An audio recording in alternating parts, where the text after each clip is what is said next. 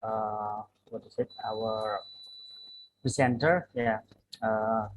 Her name is Leila Akbarpour. Yeah. She's from Azad University in Shiraz, yeah, Iran. Okay, let me show you the. Okay, wait.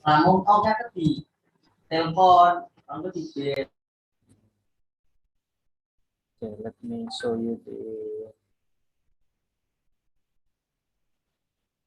her CV. Yeah. Wait, please.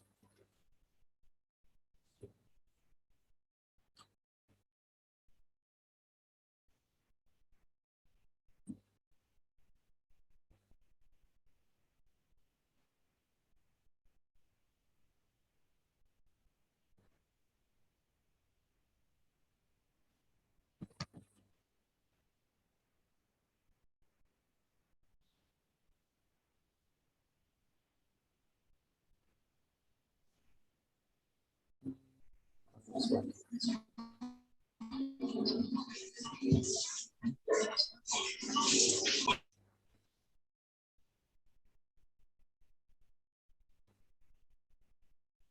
Okay, let me share screen. Yeah, her CV. Okay, her name is Leila Akbarpour. Yeah, this is the email. Akbarpour Leila at yahoo.com or Akbarpour at yahoo.siras, yeah, ac.ir. The educational background, she graduated from Shiraz University, yeah, her PhD in teaching English as a foreign language. Yeah, she graduated in March 2016.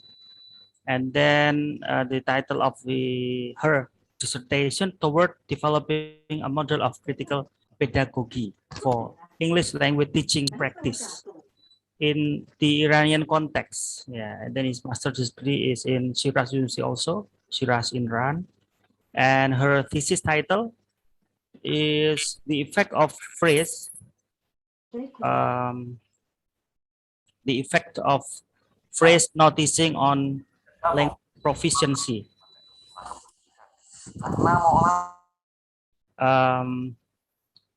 And collaboration knowledge, yeah, of EFL learners, examining the lexical approach in an EFL context. Yeah. And then her bachelor degree is in Arak University, yeah, in Arak, Iran. The teaching and testing experience, yeah, she supervised in 2010 until now. She supervised several PhD and MA theses, taught different undergraduate courses in English teaching and translation, and graduate and postgraduate courses in TEFL and translation. Interview PhD candidates, develop course online outline and objective, selected specific materials to cover. Yeah, okay. And then also in Shiraz University, she taught ESP and general English courses. Yeah. And then in Payam Nur University, taught general English courses. Okay. Yeah, I think she also wrote many articles, yeah, journal articles, and I one of the, yeah, this is the what is it, the articles, and then doctoral and MA thesis profiles. Yeah. Okay, I think that's it. The introduction, yeah, about Leila Akbarpour. Okay, Leila. Hello, Leila Akbarpour. Could you please unmute the microphone? Are you still there? You are still there. Leila, could you unmute? Yes, that's okay. Yeah, Okay, that's okay. okay now. Can you hear me? Yes, yes, yes.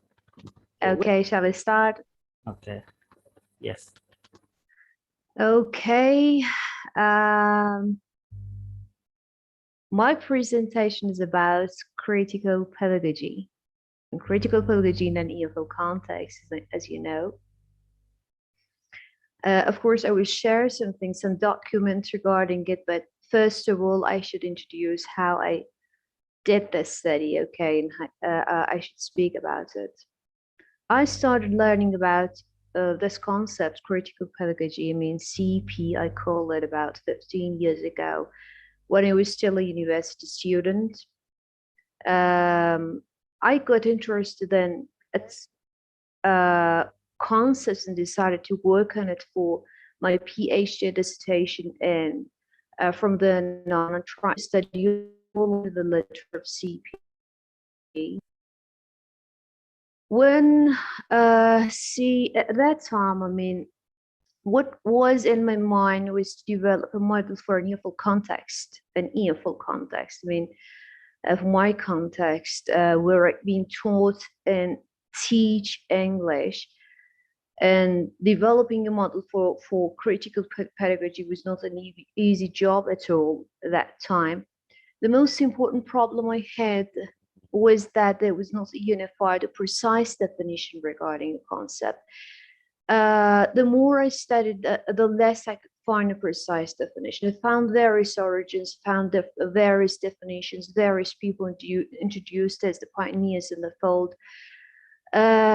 So I felt that I needed to study all I found in literature to get a comprehensive picture of the issue in order to start. And in order to develop a clear definition out of the mess I had found myself in at the beginning. I thought that a definition was necessary or could be of help for those who had just entered the era for the first time and want to study about it. That was how my attempt to develop a model or develop a kind of framework, I can say, started with providing rather simple definition of CP in spite of all the difficulties, in spite of the complexities which existed in the literature regarding CP. This is one of the critics of CP, of course. Most of my time was spent on finding and reading books and articles for about 2 years. This may not seem to be much, but it was indeed. At that time, all my life, day and night, was devoted to critical pedagogy, its history, its principal concepts, and the empirical studies done. I could clearly see that each scholar had gone its way to define the concept. What came to my mind was to save all I had found on the literature and take notes from them, and therefore I wrote down everything I found, every statement, every single statement, every phrases, every sentences, every paragraphs about CP, critical pedagogy, I mean, accompanied with the name of the author.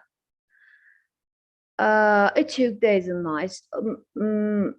At the beginning, I found myself in real messes that I have mentioned, but as I studied more and I thought more, the endeavor became more, in fact, enjoyable for me. Besides writing a definition for critical pedagogy itself, I mean CP itself, thought that the way we look at CP is different from the way scholars in the field look at it. I mean, I thought that we need a version of this definition for language teaching too, because it is not developed for language teaching. CP is not developed for language teaching and learning. So we use the term critical language pedagogy.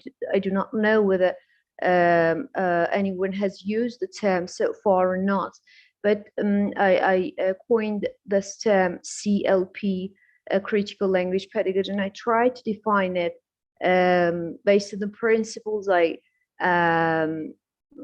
see, I had found for the first definition. I will provide the two definitions later on, of course.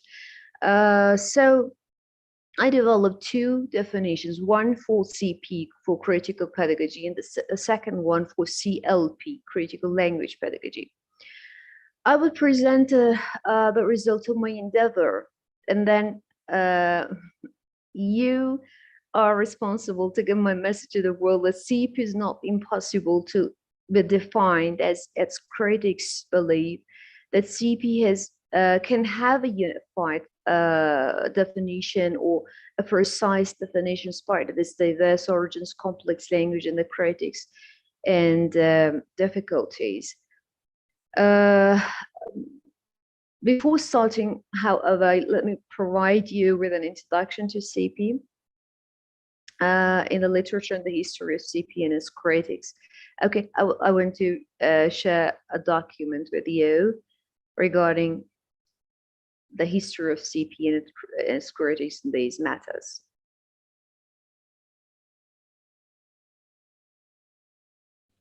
In Indonesia, I think this term is quite new. I think, yeah, critical pedagogy is quite new, yeah. So we are familiar with this. Yes, it's new. Okay.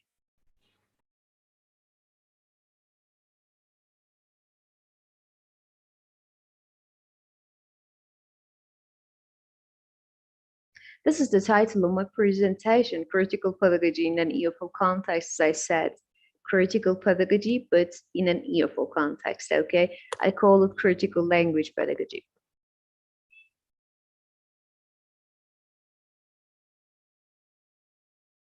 Sorry.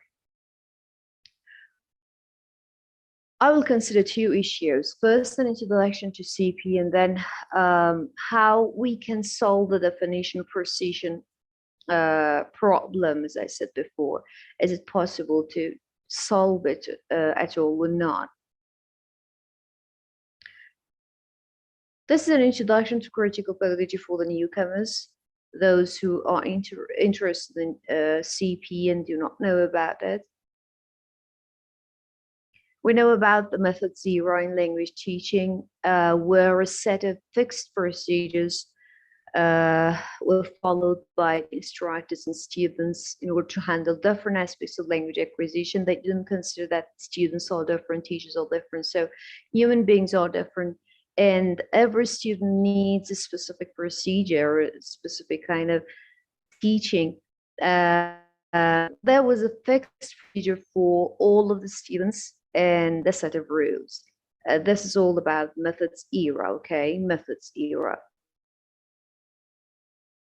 They thought that there are right answers to questions. It means that they thought that, for example, students thought that everything the teacher says is right, okay? Teachers thought that everything the stakeholders say are right. So they all thought of the right answers. They didn't think that they can think by themselves, can decide by themselves. They didn't think about these matters in the methods era. And in the constructivism, out of which post-methods era emerged, okay, we had the concept of people's ideas, the significance of all people's ideas, including students, including teachers, and their viewpoints in all aspects of language learning process, even decision making, even lesson planning in these matters. So this constructivism is in direct contrast to the post-methods era. But unfortunately, the constructivist viewpoints entrance into the language learning program or the language education, language teaching era almost remained as an introduction. So it remained as an introduction in many places of the world, including Iran, including many countries, okay? It was just introduced and not used, okay? In fact, this movement was located mainly in the prestigious universities, okay, that embraced Paulo Freire. Paulo the pioneer of this field, has been recognized as one of the, in fact, one of the pioneers of this field. On his return to Brazil, after having been imprisoned for his ideas, he was imprisoned for his ideas of emancipation, empowerment, students' empowerment. I mean, because they thought that he's speaking politically while he was not. But after that, they understood that it was right of death. Okay. I will speak about traditional pedagogy versus critical pedagogy in order to introduce critical pedagogy, but I'll speak about a kind of historical development for critical pedagogy, problematizing critical pedagogy, which is the same as what critics say about CP. It's different definitions. This is our focus, different definitions. It's large boundaries and major philosophical concepts, and then principles and critical language pedagogy here in the introduction part. This table shows some concepts regarding traditional pedagogy and some concepts regarding critical pedagogy. So the left column, you may see some terms regarding traditional pedagogy. You may be familiar with some of them. And in the right column regarding critical theory, critical pedagogy. Okay, we have, of course, I will explain about them later on, but just as an introduction, you may see them now.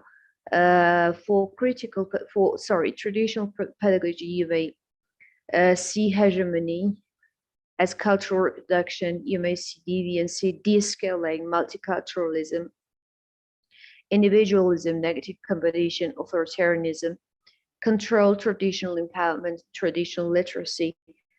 You'll be familiar with some of them, but I should focus again and say that language of critical pedagogy is somehow complex. So these terms may seem to complex for you, but they are not. And as the presentation goes on, they will unfold. Okay.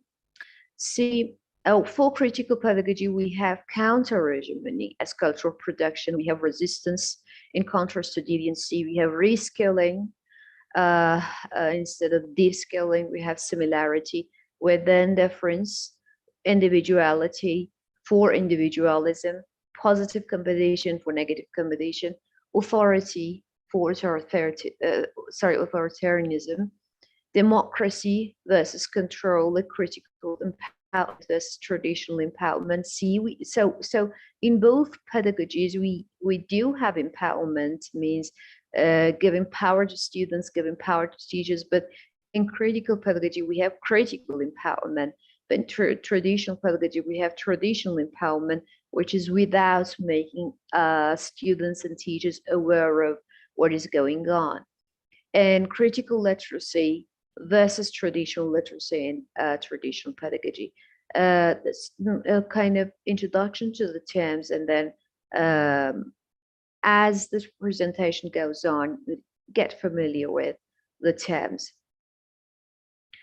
There's something about the historical development of CP, how CP was developed historically in the history. Okay. It is rooted in the notion of the critical theory. This is the most important statement I found in the literature. Okay, it is rooted in critical theory of Frankfurt School. So it is driven out of what critical theory? What critical theory says is that it puts students in the center of education. So critical theory puts students in the center of education. It takes a step further and argues that the society, including the educational system, is brimming with oppressions and injustices. And see, critical theory's educational agenda includes not only helping students acquire knowledge, but also making them aware of power and politics. So awareness raising itself is not enough, they say. They speak about power and politics. Of course, in the in the definition I will provide later on, I would say that some versions of CP make students aware of power and politics in these matters because it's not possible in all societies. As a result, education is supposed to empower the marginalized. It means the marginalized students, the marginalized teachers, and transform social inequities or inequalities. This would make Larry critical theory. Okay, so remember that critical theory is rooted in critical pedagogy is rooted in critical theory of Frankfurt School.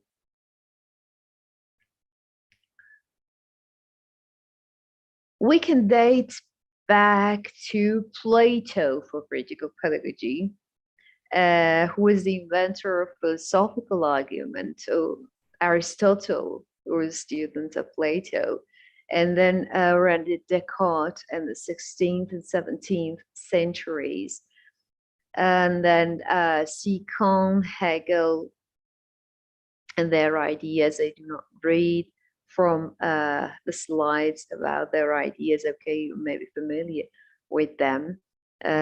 All of them spoke about empowerment. All of them spoke about criticism and being critical. Is there any problems? I think that is okay. Let me fix this problem here. Okay.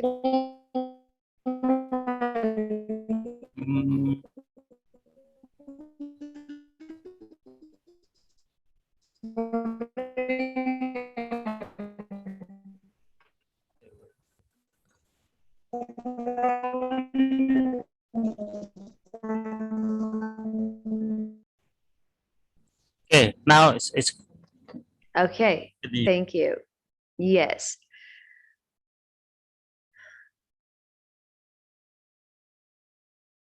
And other scholars, you may see the Frankfurt School here, the first critical theorists, okay, out of which critical pedagogy emerged. So these are the scholars of Frankfurt School and their critical theory.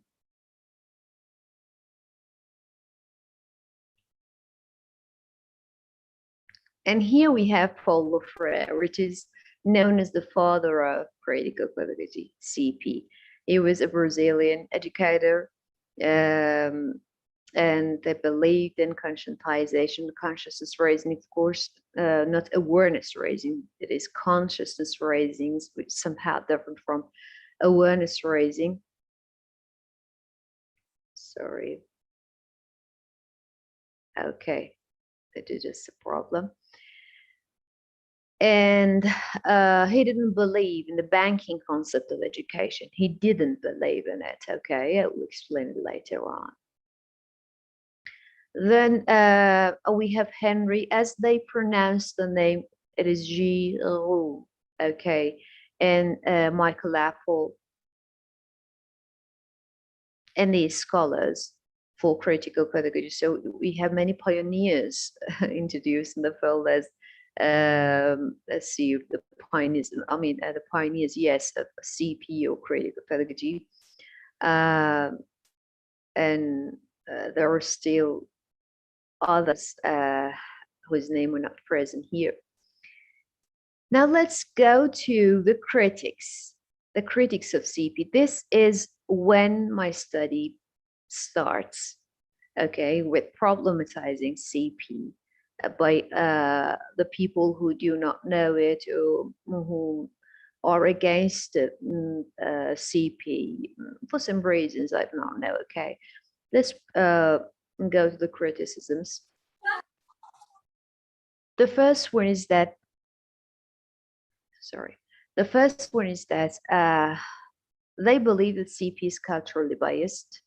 They believe that, see, there is a kind of critical theoretical determinism in it, or there is a theory practice gap. Yes, this is correct. There is a theory practice gap in CP because, as I mentioned before, CP remained as an introduction in many countries and was not put into practice. There is, but okay, let's go to other critics and then I will explain. CEP's broad boundaries. This is what I want to focus on. Broad boundaries means different, the diverse definitions, CEP's diverse definitions, diverse boundaries, broad boundaries, okay?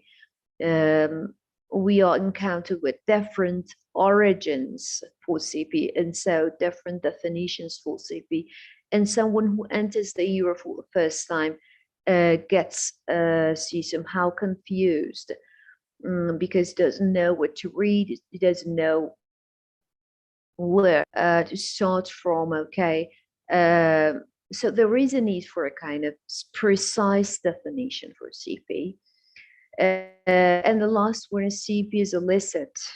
CP is elitist language or complex languages, you know. But as I said, my focus is on the fourth one, CP's broad boundaries or definitions, okay? I will focus on it. As you can see, the title here is CP's broad boundaries. See, I will read from the slide and just pay attention that how CP can be broad. See, CP is a label that includes educators and theorists working in traditions such as, but not limited to, see, not limited to Marxism, New Marxism, okay? Marxism and New Marxism were introduced by Apple, Fishman, Gibson, Lippmann, McLaren, and these scholars. Cultural studies introduced by Giroux and Listener. Feminism introduced by Luther and Ellsworth. Critical literacy introduced by Ira Shaw. Anarchism, social ecology introduced by these people in ecology, and some other origins which have not been mentioned here, okay? So the boundaries are quite broad and the definitions are different regarding the issue. This means someone who enters the era for the first time encounters different critical pedagogies, not just one in the literature, okay? And as Thompson Bunn says, there is a lack of definitional precision. This is the first and the most problem with CP, okay? And also with its components, CP components, like, for example, empowerment, which is written here, like, for example, emancipation, other terms which are related to CP. There is not a precise definition regarding it. Some critics believe that the reason behind forming shorter practice is the way it is defined. They say that, yes, you cannot put it into practice because it doesn't have a precise definition. When something has not a unified definition, you can't put into practice, you can't operationalize it. And they are right, I think. Thus, one encounters different critical pedagogies. And as I said, different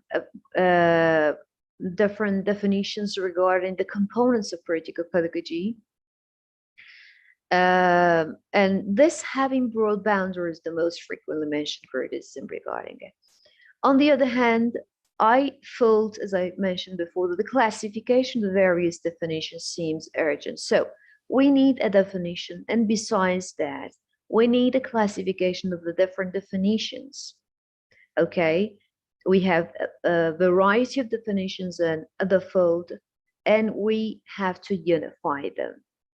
We have to classify them as a guide for the newcomers to the field of CP.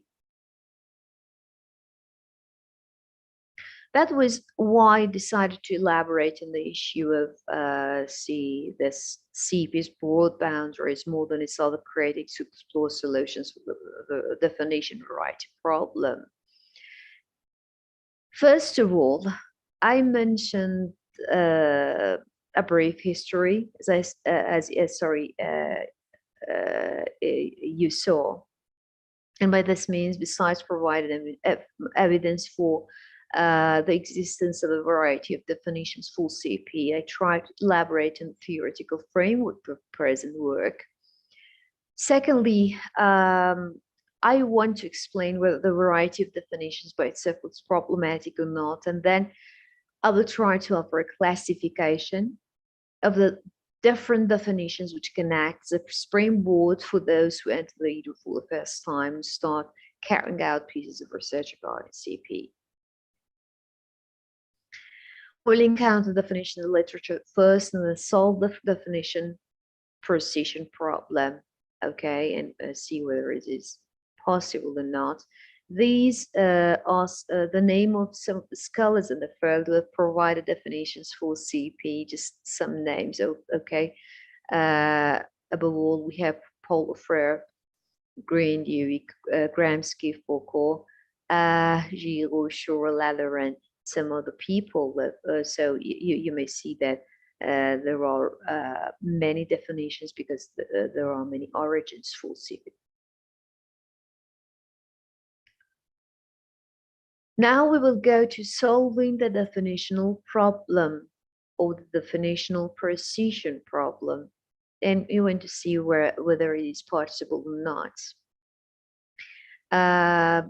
Again, I should mention that we have many definitions in the field. We have many origins for CP. And when someone enters the ERA for the first time, he gets confused. So we need to solve the problem. We need to solve the definitional precision problem, and no one has tried to do so far. So this is quite new.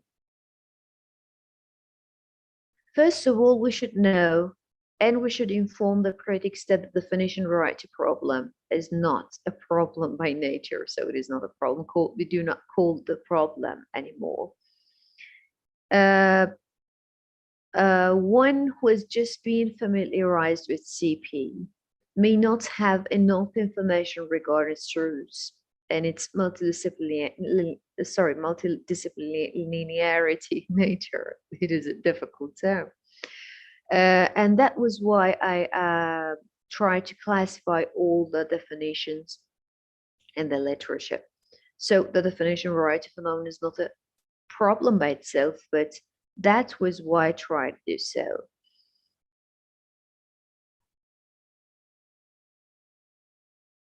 Although it is not a problem, yes, I mentioned a lack of research papers directing new CP researchers towards what they want from CP makes definition variety appear as a dilemma. And there seems to be a need for a model, for a classification, existing literature to be used as springboard for those who have just entered in the field of CP.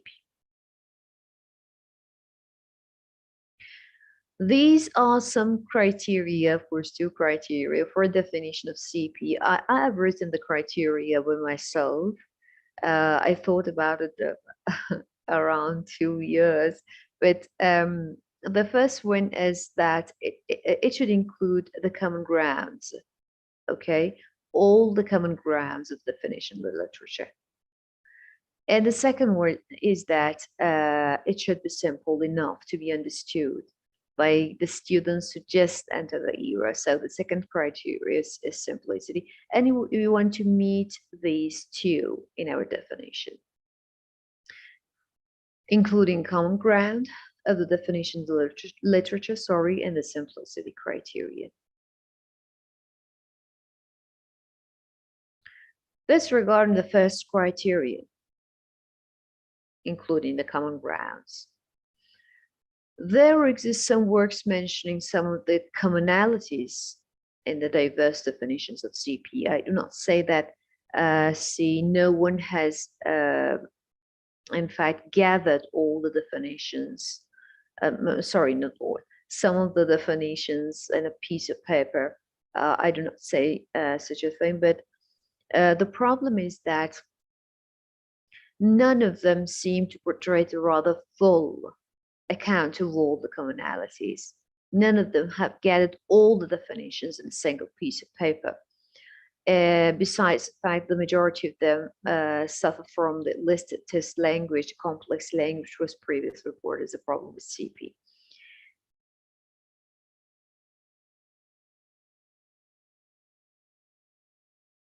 We should know that critical pedagogy has taken the same path since its birth. So we want to offer our definition, okay, little by little. CP has taken the same path since its birth. Yes, there are diverse definitions, there are complexities, but the path has been the same. So we can, in fact, collect some commonalities in the various definitions. What is inferred from the historical roots of CP and its various definitions is the consistency of three major elements. So what I could find in the literature was three major elements which are implied in all versions of CP.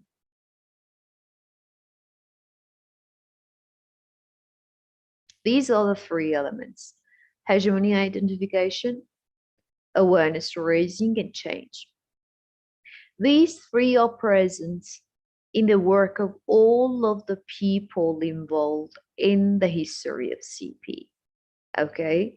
From Plato to Paulo Freire. Hegemony identification, awareness raising, and change. These three were found, in fact, in almost all of the works written regarding critical pedagogy. So remember these three elements. These are, the major elements which I found in all versions of CP. Focused on that. According to the literature and the various studies which have introduced the concept of CP, CP has always incorporated these three versions since its birth, and these are what makes critical pedagogy critical, or pedagogy critical, though different introductions might have referred to the concept in different ways, and many might have not mentioned all the three concepts together. What I tried to do was to accumulate the different ideas in the literature in order to provide a unified definition, which on the one hand takes all the existing definitions into account, and on the other hand provide answer to some of the critics raised by the critics of CP. The question, sorry, of course, no difference.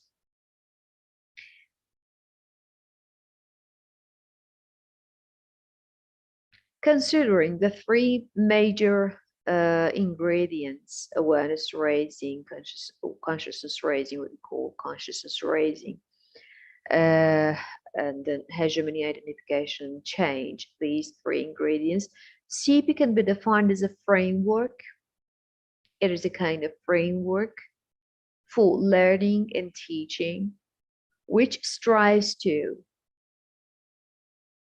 one, identify the hegemony, which is the oppressive cultural and socio-political conditions in education and related context. So if we want to define hegemony, if we want to know about hegemony, we should say that it is the oppressive cultural and socio-political conditions in education. Okay, what everything I can say which is being taken for granted in education, and students and teachers are not aware of them. Okay, they are not aware of them. Why? Because they have been naturalized, somehow naturalized. Okay, so hegemony is the oppressive cultural and socio-political conditions in education-related contexts. And the function of critical pedagogy, the first function is to identify the hegemony, or hegemony identification, as I said, and the way the ideology behind the oppressive powers or the oppressive ideas interact with the involved people's beliefs. By involved peoples, we mean students, teachers, some stakeholders even. And the second one is to encourage educators, including teachers and students, to be, one, aware of the oppressive cultural and socio-political issues and the ideology behind them. Secondly, emancipated by means of critical awareness. And thirdly, able to have a voice and to initiate a positive change for better.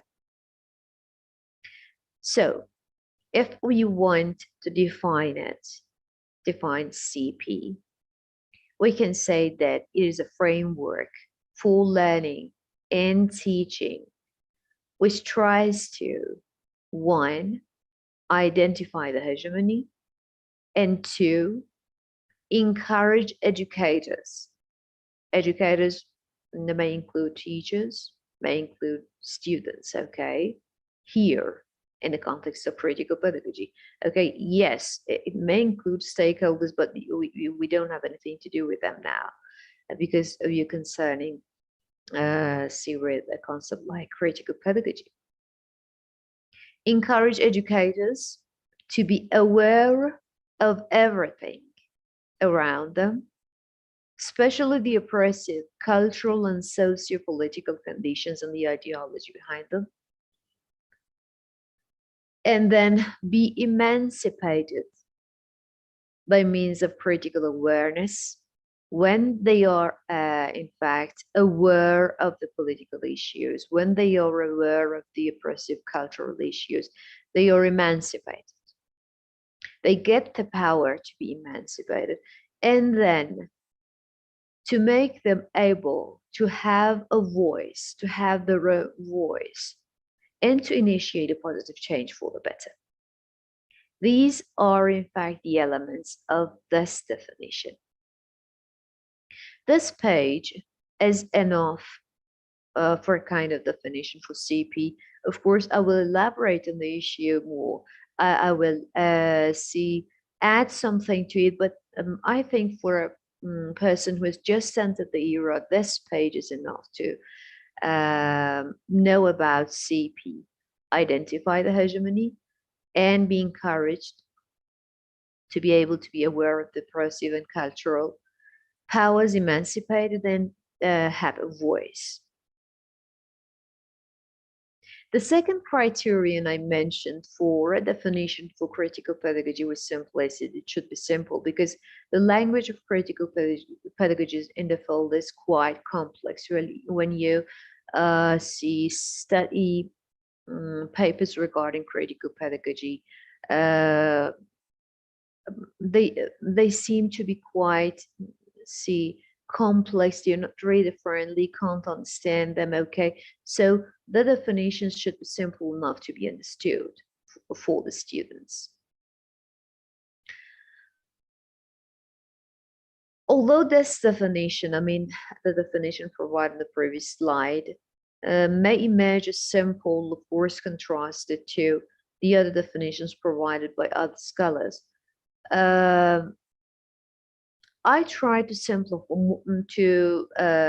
in fact, classify it into possible versions in order to increase its simplicity. So I try to classify it into possible versions.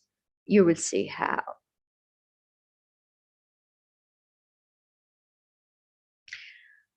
Just as a reminder, CP includes the three elements of hegemony identification, awareness, raising, change.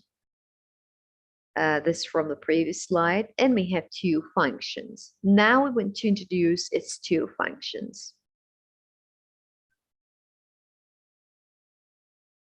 The first one is to criticize the society. I would read from the slide from the beginning. See, the first one is to use education as a means to empower people in order to criticize the society. This is a strong version, okay? Because criticizing the society at school is somehow difficult. It be quite difficult. Can be considered political by many countries. So this is a strong version. And the second one is to use education or pedagogy as a means to criticize the educational system and change it for the better. So these are the two functions of CP in my mind: to criticize the society, to criticize the educational system. Both of them are possible depending on the context where you live.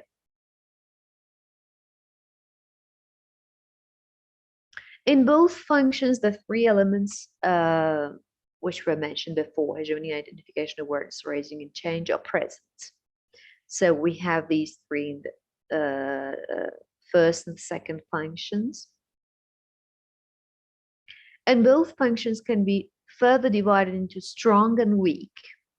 Okay, I mentioned that I tried to classify, just provide a kind of classification for my definition in order to make it more simple for those who enter the era of critical pedagogy. So I divided it into strong and weak versions. This is an example. For example, for the second function, which was to criticize the educational system, a weaker version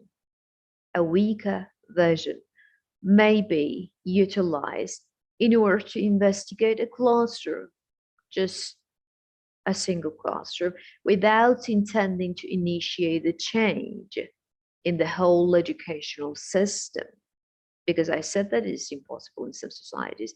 While a stronger version may start from a classroom, hoping to initiate a change which may later affect the educational system. Yes, it starts from the classroom and then it goes to the educational system as a whole.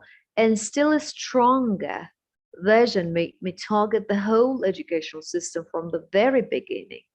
We do not start from the classroom here, we start from the educational system itself. So it may be divided in strong and weak versions.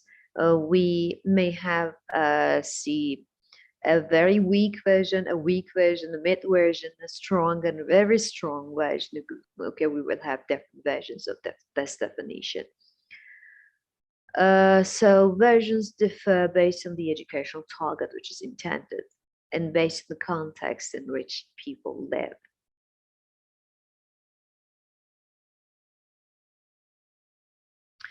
Each version, as I told you before, may be applied through different methods. In other words, there is no single method to approaching a specific target, even if the type of versions preset. We have different versions: weaker, weak, mid, strong, stronger, etc. Okay, and in each version, each of the three elements of hegemony, identification, awareness, raising, and change, and the two functions are present, and they may be approached through a different method. So we have different approaches.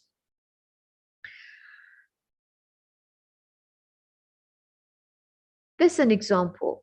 For example, awareness raising may be done through what I would like to call straight awareness raising. Okay, this is just a term I myself coined: straight awareness raising, through which the critical educator directly informs the oppressed. By the oppressed, I mean the students or even the teachers, about the ideology behind the oppressive powers. This is a kind of approach. Okay, or another example, Another approach to consciousness raising may be to empower the people involved in means of what it should call the analysis power. Again, another term coined, analysis power, which gives the oppressed the necessary power to analyze the surrounding, as a result of which they themselves find the oppressive powers and the ideology behind it. They themselves find the powers and the ideology behind them. In fact, we help them to analyze their surroundings by giving them the analysis power. These are two instances of the approaches regarding critical pedagogy definition, the different versions and the different functions.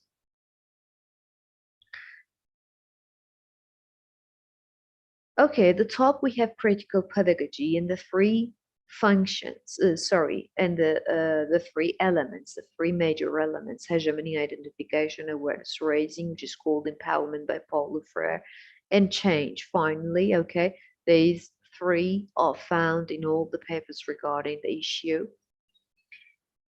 And the two functions of CP are present here. The first one is to criticize the society, and the second one is to criticize the educational system. It's a kind of summary.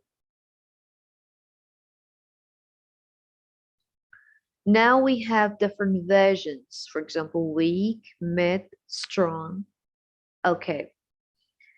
In each version, we have the three elements present: hegemony, identification, awareness raising, change. C for the weak, for example. For the weak version, we have the three elements of hegemony, identification, awareness raising, and change in red.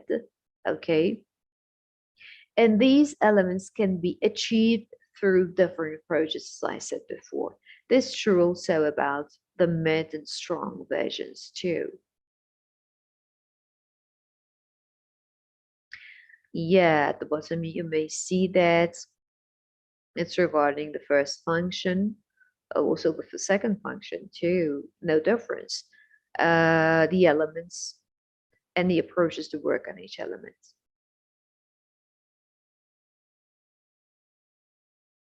This about the second function the same, in fact. Again, we have different versions, different elements, different approaches to, in fact, do the elements. This is a place of the resultant principles and definitions diagram. Where is the place of the principles? Because we are going to speak about the principles later on. CP has some principles, has some major principles offered by some scholars. I'll explain how I, in fact, found these principles in the literature.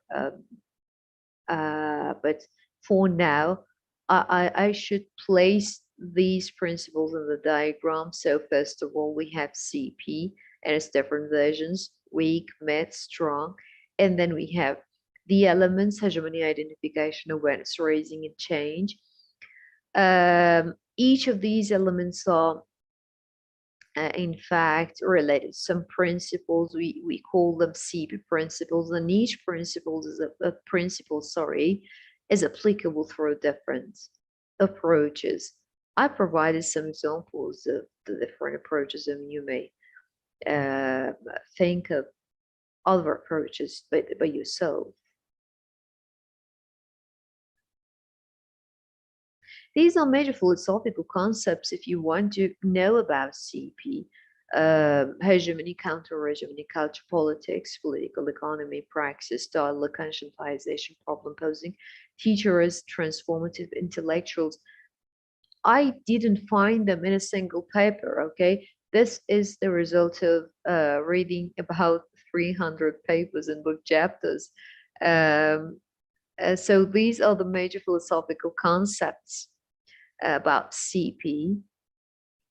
I found the works of, for example, Freire, Irish, the work of Gilles, okay. Hegemony, you know about hegemony, I spoke about it. So counter-hegemony is quite opposite, and in contrast to hegemony, cultural, politics. in which the culture becomes important. Culture, by culture, we don't mean that's culture, okay? We think about, in general, we mean the beliefs or ideas of all the people involved in the educational problem. For example, students from different backgrounds. So all cultures are important in this viewpoint. All cultures means all backgrounds are important.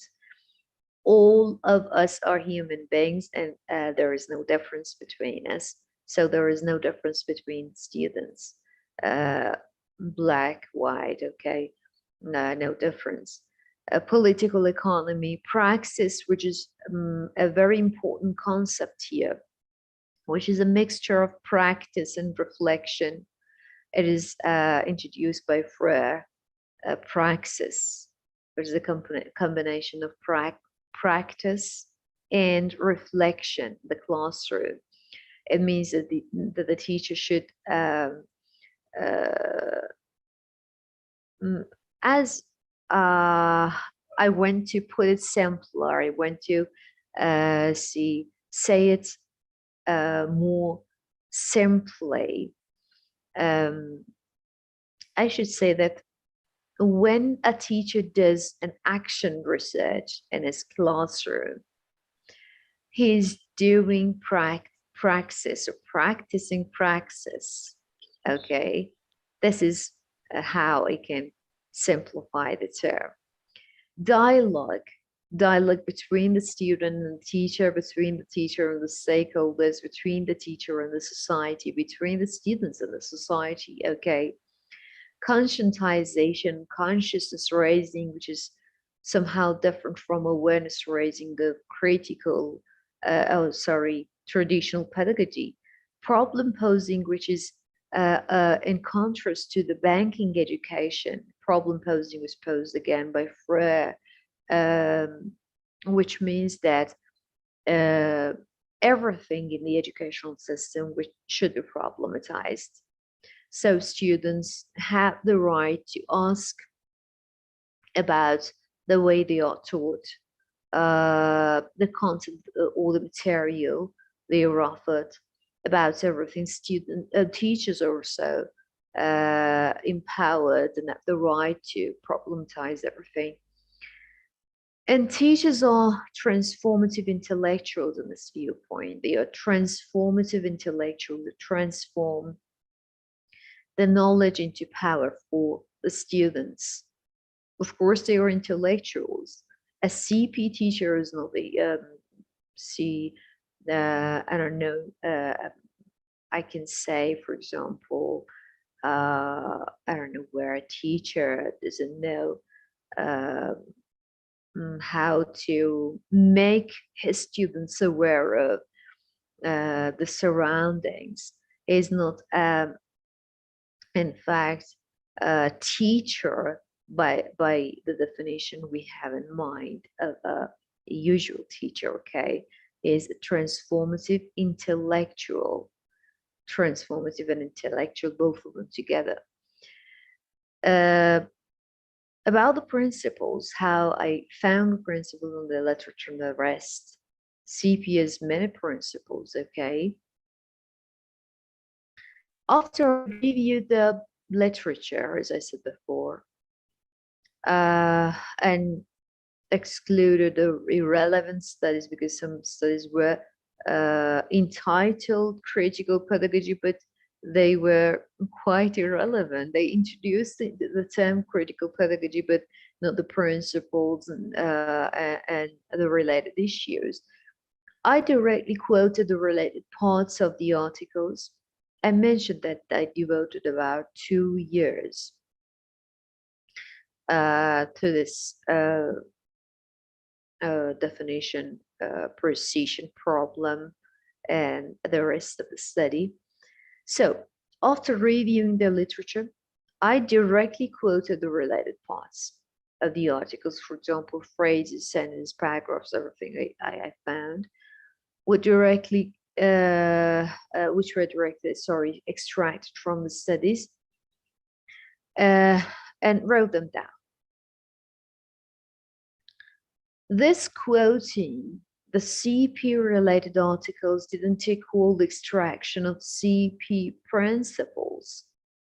Okay, this quotation did not equal the extraction of CP principles. They were not principles. They were just phrases, sentences, paragraphs. Okay.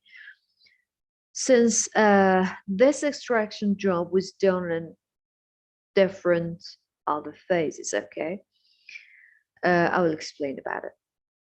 Therefore, the relevant quotations from relevant studies were used as relevant data, just some data for analysis. It was analyzed later on in order to extract CP principles. So I gathered the data. I gathered phrases and sentences, these things, and wrote them down with the name of their authors, but they were not considered strict CP principles. In order to consider them as CP principles, I used in-depth interview and factor analysis. I will explain them later on.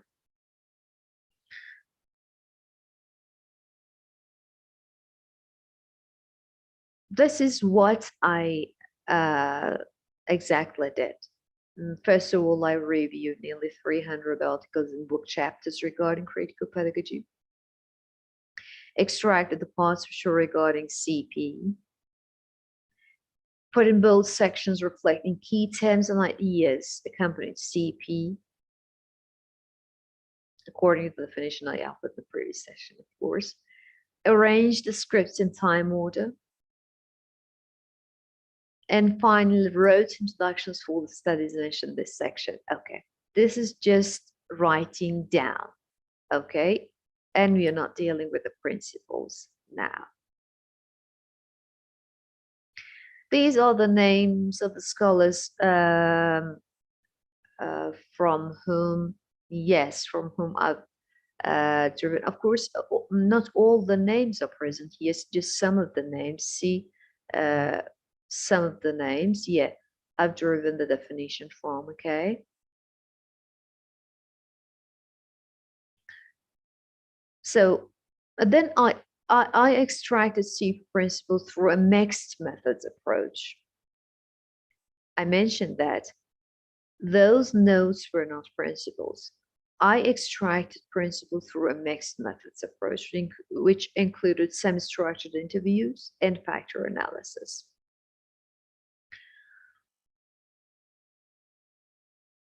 I spoke about critical pedagogy, and I said that I will explain and speak about critical language pedagogy or CLP later on.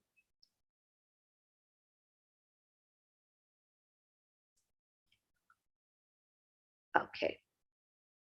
Now, an explanation is in order for critical language pedagogy. CP is a general term.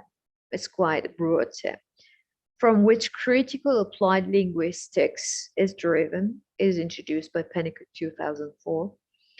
And this critical applied linguistics is divided into six, in fact, subsections: critical discourse analysis, critical approaches to translation, critical approaches to language education, critical language pedagogy. Okay, this is in red because this the focus of my study. Critical language testing, critical approaches to language planning and language rights, critical approach to language literacy in workplace settings. So we have six sections, subsections for critical applied linguistics, from which I went to focus on critical approaches to language education, critical language pedagogy. In fact, my work is related to this one, critical language pedagogy, but the definitions I provided so far as regarding CP in general. The second definition, yes, the second one is regarding critical language pedagogy. I had two definitions I mentioned at the beginning of my presentation. Critical language pedagogy, or critical pedagogy when it's related to language learning, teaching, is regarding CP, when it is applied to second foreign language teaching learning. if we want to relate the three elements of CP to this critical language pedagogy, we can say that critical language pedagogy,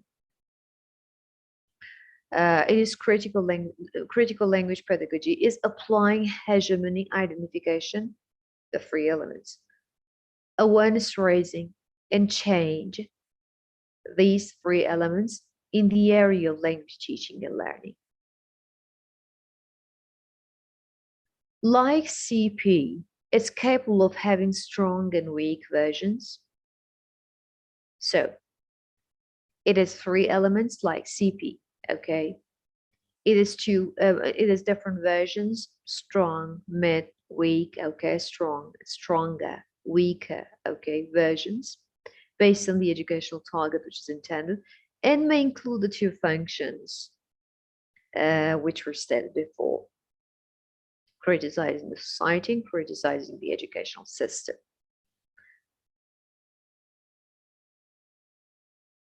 There's a statement I call that every teacher has a responsibility.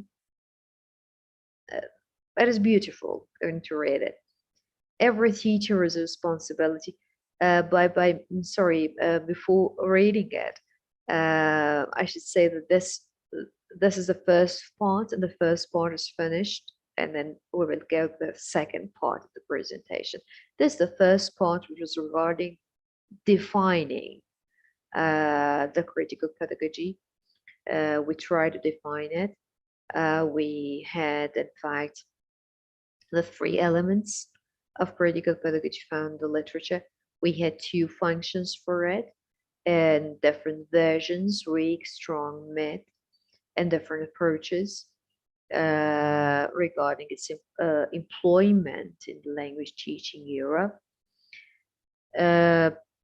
And this is a statement by Cole, since it was beautifully put it here in order to read it together, that every teacher has a responsibility as a craftsperson to hone her or his skills and refuse to believe there is one child destined to failure.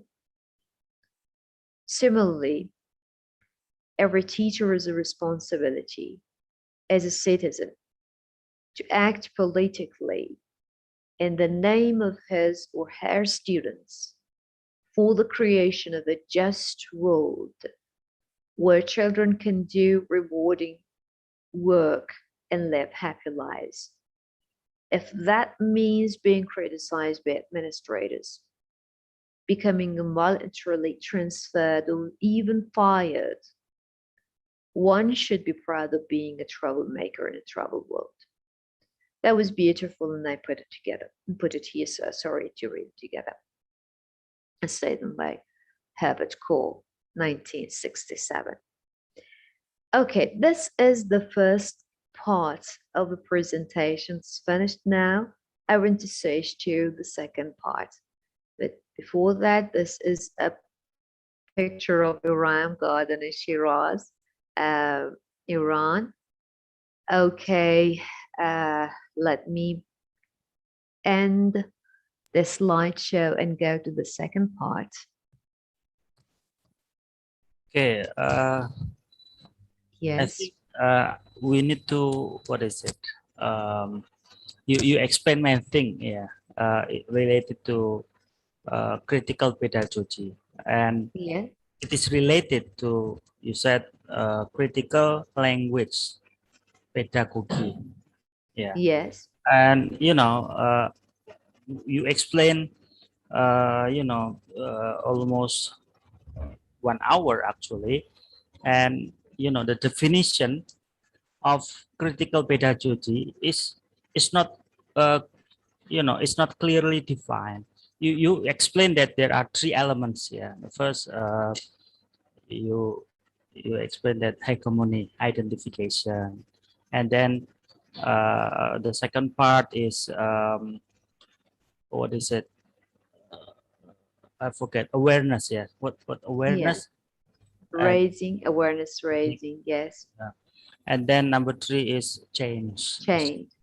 So is critical pedagogy similar to, as you said, approach. Yeah, approach in language teaching and learning. Yes. Yes. So this is not method. This is not, so this is only kind of approach. Yeah, which is, so we can use this. We can use this approach in the, what is it, for a policy, educational policy. Yeah, not for a teaching Okay. method. Is that, is it We correct? can. We can. We can. Yes, I will explain. Mm, Yes, we can use it. okay. Okay. Thank I you. will explain. Okay. Welcome. Okay. Let's finish this part and go to the second one, part 2.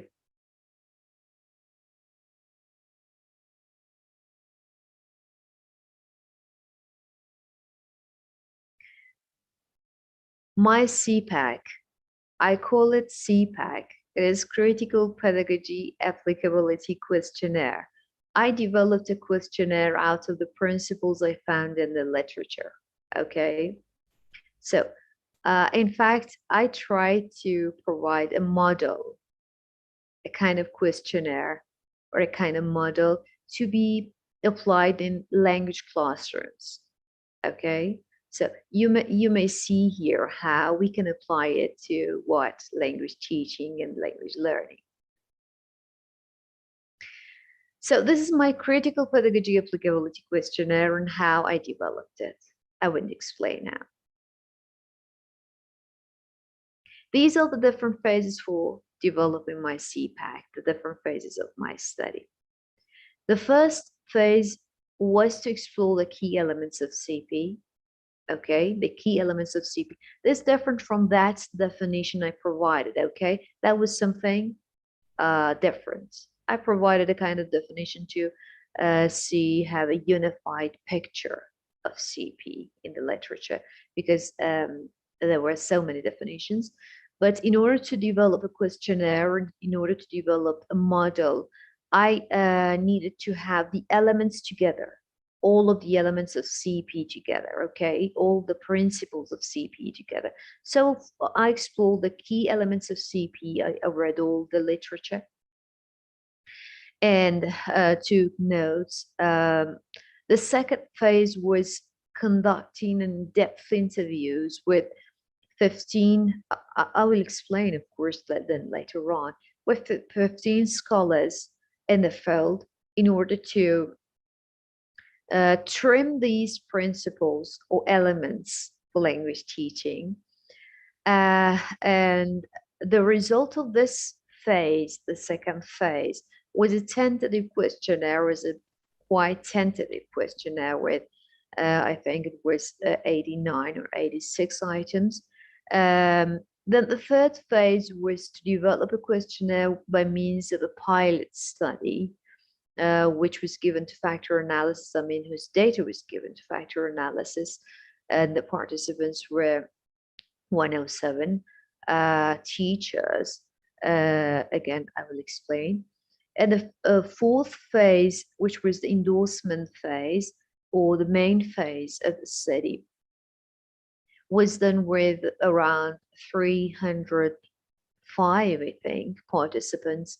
And again, the data was given to factor analysis in order to have the right CP principles or elements, and to have a model or questionnaire for employing the classrooms, language classrooms, And the fifth phase was a CP English language teaching course. I call it CPLT.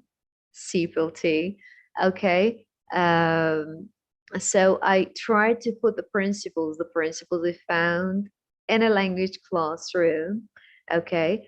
This time for reading comprehension, but it may be employed for other skills as well. Okay. That was just an example to see whether it works or not.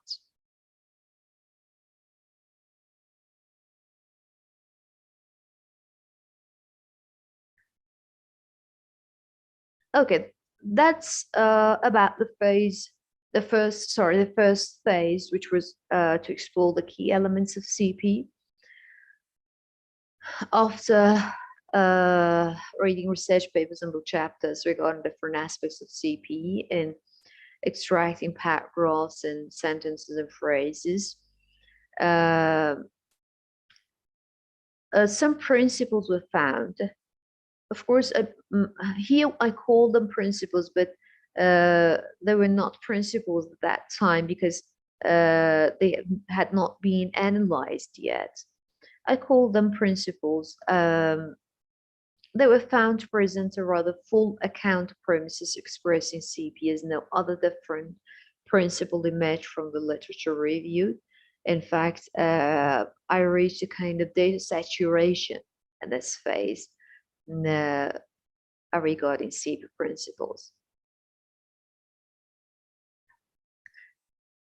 The problem was that these principles had been extracted from different studies with diverse origins, with diverse aspects of education.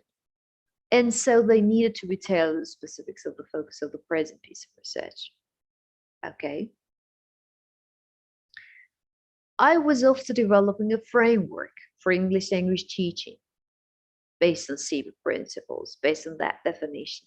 So I thought of a language teaching framework based on which the different major aspects of language teaching could be discussed. I needed a model, okay? I needed a model to, in fact, use as a base for my, easy to say, classifying the principles that I had found in literature. I used Richard's model as a kind of hypothesis, Richard's 2001, which includes program factors, teacher, learner, content, and pedagogical factors.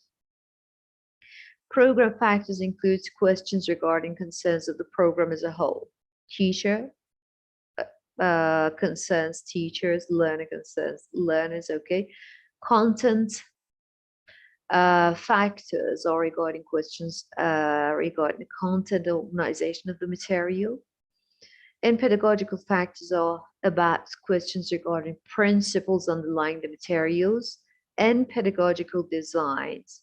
Designs serve the material, including choice of activities and exercises types. Okay, so I use this model in order to classify my own principles. Of course, they were not my principles. I mean, the principles I had driven from the literature. And that was a kind of hypothesis, okay, in my mind. Then I tested my hypothesis through factor analysis. I will explain it. Of course, this classification was not an easy job. It has its own story. I'm not going to speak about it now. Classified list of principles were reviewed several times. Okay. First of all, principles under each of the categories were arranged from more general to more specific, and similar principles were put together. Then principles under each of the factors were divided based on the three elements of hegemony identification, awareness raising, and change. Here I try to relate the principles to the definition I found.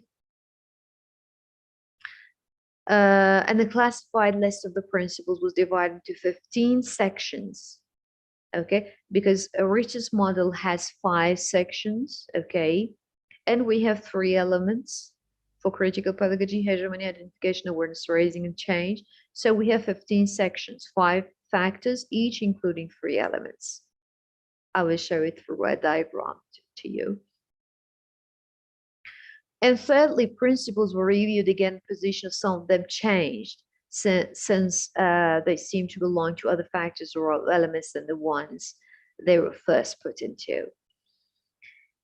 Then the principles went on the review process again to check their arrangement from general specific ones more.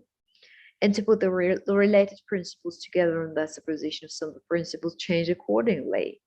Some principles were also eliminated because they were recognized to be repeating throughout the list. Then, since the surviving principles were still great in number, the review process tried to combine some of the related principles to make a single principle and delete those which seem not to be significant. Yes, this review process took long, okay? And finally, some principles were put as sub-principles if I was forced to do that, because they were neither principles. I couldn't include them as principles, and neither could I exclude them from the list because they were significant. So I put them as sub-principles under some umbrella principles. Then I tried to conduct an in-depth interview with some experts in the field. Yeah, the information regarding the participants, 15 EFL professionals, and the a criterion-based sampling procedure was used. All of them were holding a PhD in TEFL, teaching which is a foreign language, and had published CSCP related paper, okay? At least one CP related paper. Semi-structured interviews were used, and because we had kind of qual data, I tried to use qual data analysis through grounded theory, which uses open coding, active coding, selective coding, these things, in order to, in fact, analyze the data provided by the professionals. The credibility and dependability were checked. I do not want to go through them. And this is the output of the second phase, a tentative CP-based framework for English language teaching in an EFL context. So I will explain it once more. I searched for the principle in the literature. For example, Freire says that classrooms should be in this way, should be taught this way, okay? Teachers should behave this way. Gilles says that, okay, students should behave in this way, that way, okay? They are present in my framework, all the statements with the name of their authors. So I gathered around, I think, 150 or so principles in my questionnaire in the first phase. Then in the second phase, in the first phase, I reviewed the principles several times in order to arrange them from more general to more specific, and in order to classify them based on the work of Richards, 2006. And then I had the second phase, which was the in-depth interview. And one of the outputs of the second phase was this tentative CP-based framework for English language teaching in an EFL context. It included applicable CP principles, which were classified based on Rich's 5 factors, with each factor further divided into the 3 main elements of CP. It may seem somehow complex, just somehow complex to explain, but this is the nature of CP. It's really the nature of CP, and I tried my best to put it simple, as I said before. And the third phase, a tentative CP based framework, but was built upon develop a questionnaire. Okay, I used a pilot study with 107 participants. I will explain later, in order to see which principles are in fact appropriate and which are not and should be excluded from the list, through factor analysis, through exploratory and confirmatory factor analysis. So I had a pilot study, as I've written here. It had its own instrument. The instrument was a tentative proposal of the questionnaire. Participants were 107 teachers from different educational backgrounds, from different educational contexts, university, language institutes, and schools. And then we had data analysis through reliability and item analysis, corrected item total correlation, and construct related evidence of validity. Okay, this is an instrument. I explained about it, about the participants, yes, and the sample of 107 English language teachers, 10 PhD, 22 MA holders, and 75 BA holders working in different educational contexts, including universities, high schools, and language institutes. The sample includes 69 female and 38 male participants. And the results of the pilot study we used in order to check the suitability of the items of the questionnaire and also its psychometric characteristics, including its reliability and validity. The data analysis was done, in fact, by means of some kind of reliability and validation procedure, and also factor analysis and corrected item total correlation. And Chromebook Alpha, of course, for checking reliability. The reliability coefficient of the tentative questionnaire in the pilot study was reported to be around 0.9, which was considered as good. Okay. And I used correlation matrix to check the strength of the intercorrelations among the items in the scale. Tabernick and Fiddle suggest that inspection of correlation matrix for evidence of greater than 0.3 is okay. So the correlation matrix provided information regarding multicollinearity, which happens when the items correlate too highly. This shows that the item should be excluded. When this happens, it shows that the item should be excluded from the list. So some of the principles were excluded in this way. The correlation matrix indicated that 9 of the items didn't have significant correlations, where the other items should be excluded from the scale. And it showed multicollinearity for 8 other items, so 9 and 8, 17 items were excluded from the list. In fact, by item, I mean principles.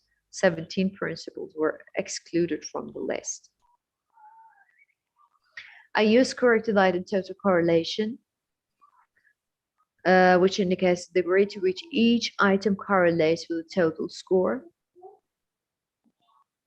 Low value signified the specific item is measuring something different from the scale as a whole, as Pallet says. The 9 items which had been previously identified the correlation matrix as having no significant correlation with the other items were again recognized suspect items.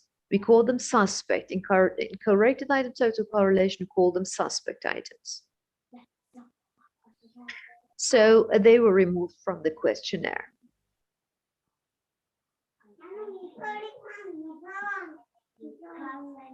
Okay. I think there is a kind of problem. Okay, let me. Okay, now it's okay now. Okay, thank you. The results of the 5 new item total correlation procedures show that the 9 items that had been previously identified as having no significant correlation to the rest of the item in a factor analysis procedure, and also indicated a low corrected total correlation in the previous correlation analysis. Were again recognized suspect items, therefore the hypothesis regarding the 9 suspect items was confirmed. And they were deleted from the list. In fact, they were excluded from the list. Okay, I try to skip these slides in order for you not to get tired and go to the main phase of the study, the endorsement phase.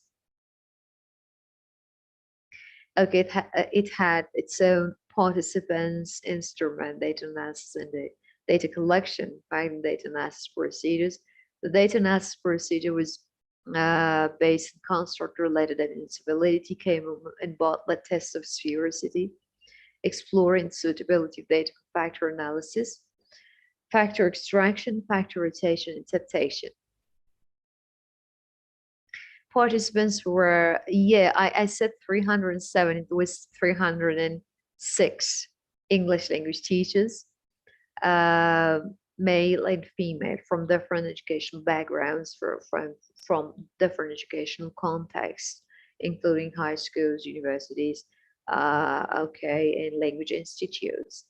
And they were consulted regarding the applicability of the CP principles for the CP applicability questionnaire, which I call CPAC, my own questionnaire. It was tentative at that time, of course, the tentative questionnaire. The sample included teachers, yes, from different educational contexts. I mentioned it before. Available sampling procedure or convenient sampling procedure was employed since a large sample was needed for this phase of the study, and the random sampling, was not possible. The sample included 208 female, 98 male. Teachers was age range from 25 to 61. The instrument was the tentative questionnaire, the CP applicability questionnaire, I call it CPAC, which was the output of the pilot study, the previous section. Then, yes, the question, now this time the questionnaire included 69 items. Why? Because 17 items were removed in the previous phase. And items were on a Likert scale, let's see, formats ranging from strongly disagree to strongly agree. That, for example, teachers should teach in this way. Okay, disagree, agree. Strongly disagree. No idea, agree, and strongly agree. Are you familiar with the Likert type items? And about the data analysis procedure in the endorsement phase, I try to establish the construct-related validity of the CPAC and find about the relationship between the different variables of the study which had been hypothesized to construct the model.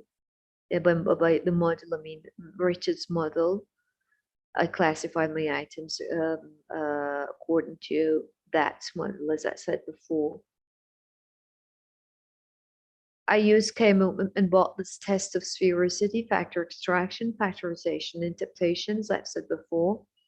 The outcome of the previous phase was a tentative questionnaire, as I've said, with 64 items. Yes, 69 changed. It was changed to 64, which could be proposed as a CP-based framework for English language teaching. But this framework still needed to be verified in real teaching context to see how it would work in practice. Now, let me explain that through factor analysis. We, after collecting the data from the teachers, from the participants in general, but here are the teachers.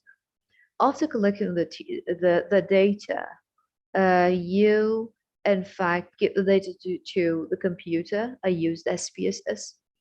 And I ran factor analysis or factor rotation interpretation. And through factor analysis, you may find that how many factors are more important.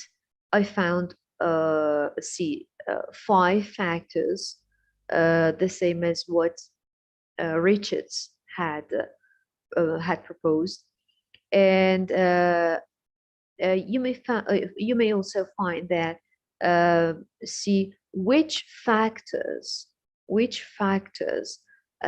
fact, or which items, I can say, which items go together under a specific factor. For example, suppose that, for example, this is just an example, item 1, 20, or 30, 31, 32, these items go together and go under one factor, the first factor, which is regarding program. Okay. For example, 10 other items go together and go under another factor. This is what factor analysis does for you. And I used it. And as a result of that phase, endorsement phase and the factor analysis phase, 64 items remained from the questionnaire. Now we have 64 items, which can be proposed as a CP-based framework for English language teaching. Okay. Now, I thought that this framework still needed to be verified in real teaching context, as you said, okay, to see how it would work in practice. We had just some principles, okay, 64 principles that teachers should or shouldn't do that, or students should or shouldn't do that. But we hadn't put it into practice yet. So it was needed, in fact, to be verified in real contexts. So I tried to develop a course of study based on the finalized principles. And that was the final phase of the study. The first, second, yeah, it had 5 phases, and that was the 5th phase. Yeah, phase 5, a critical language teaching course, a tentative proposal. I call it CPLT, critical pedagogy, ELT, English language teaching. It had its own participants and instruments. Yeah, the participants at first, of course, are 89. So for most students major in English teaching, English translation, score distributions, and the reading comprehension 2 course was used as a yardstick to homogenize them to participate in the study. As a result of the homogenization procedure, 61 students were recognized as appropriate to take part, and their scores taken as their pre-test scores. What class was randomly assigned to control the other one? Of course, this is random assignment, is not random sampling, because random sampling is not possible for me, okay? It's just random assignment, that one class was randomly assigned to control group and the other one was randomly assigned the experimental group. Okay, it was easy for me. The sampling procedure, was a not probability sampling convenience type, again, due to problems related to the availability of the participants. I used the reading comprehension test. I used the questionnaire, my own questionnaire, a questionnaire on attitudes and my own questionnaire. And then I used semi-structured interviews. I used democratic attitude questionnaire, another questionnaire. These were the instruments. You want to look at them again: a reading comprehension test, a questionnaire on participants' attitudes and opinions, semi-structured interviews, and the democratic attitude questionnaire, in order to see whether their ideas change after the course or not at the end of the semester, in fact.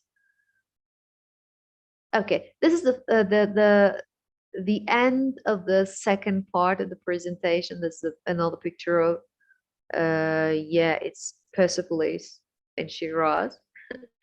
And I went to end this part, a presentation.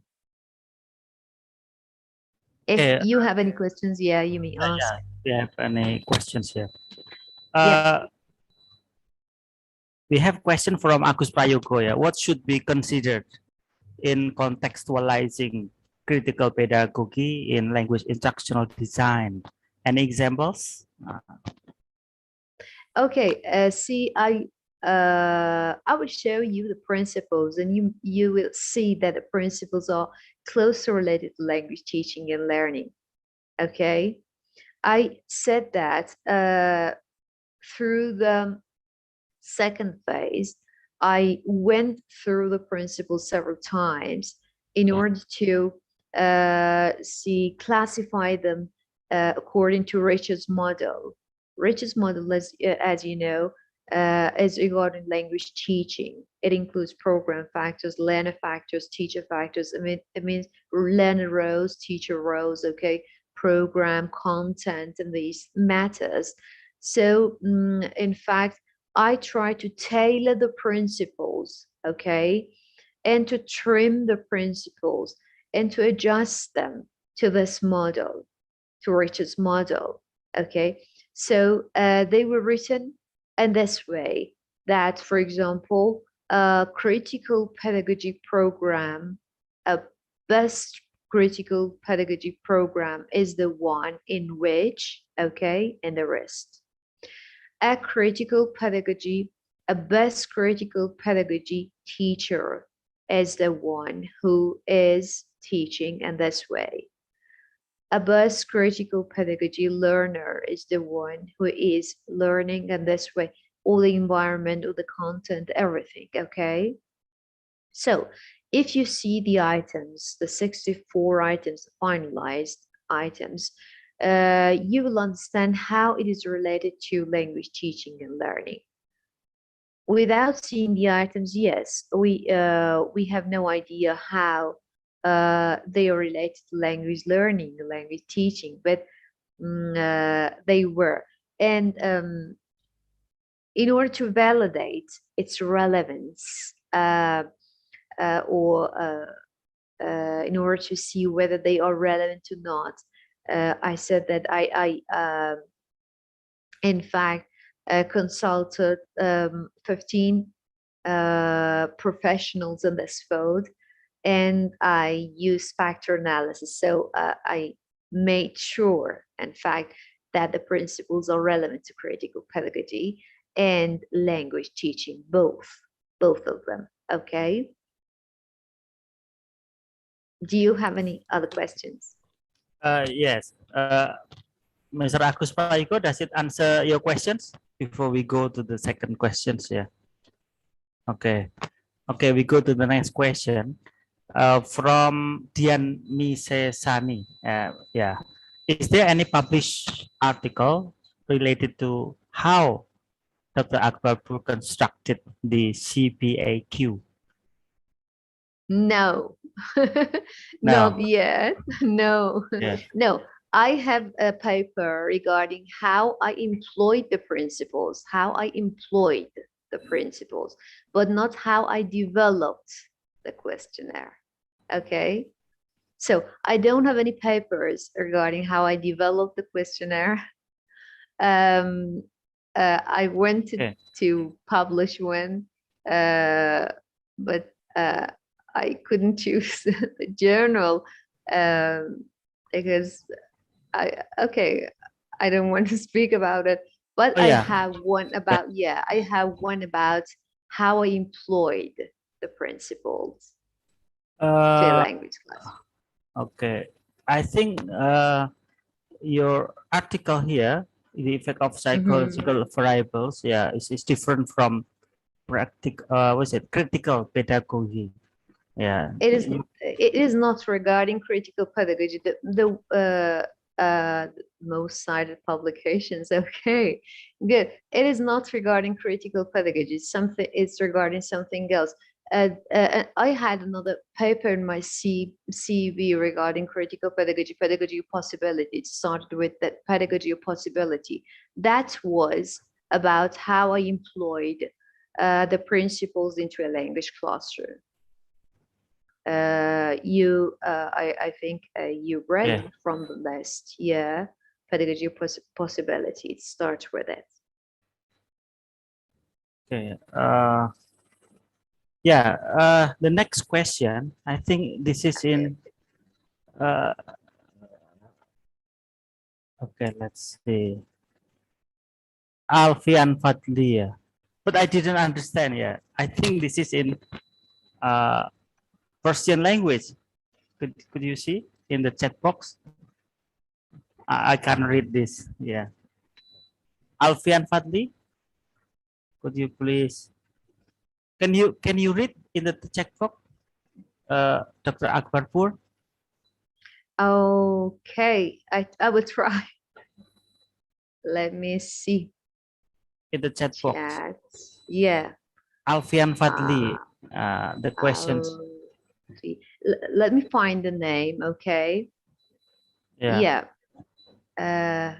Alfian Oh, Fadli. yeah, yeah. Is it in? I didn't Yes, understand. it's I don't. Persian. It's Penglish. Penglish means Persian English. Oh, I see. Okay. Okay.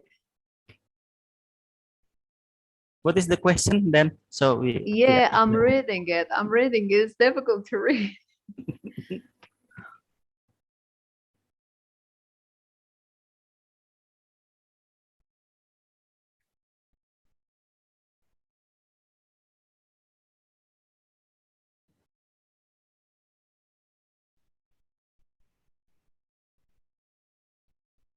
Oh, yeah. It's regarding the educational system in Iran. They say that since critical pedagogy is related to policy and politics and these things and these matters, how can we employ its principles to the context? Okay, when they are strict regarding policy, okay, in politics, how can we employ these principles? I explained that we have strong and weak versions. Okay, I defined strong and weak versions for CP. Yes, we can't employ a strong version, not only in Iran, but also in other countries as well. We can't employ a strong version. Even Paulo Freire was imprisoned for his ideas regarding critical pedagogy.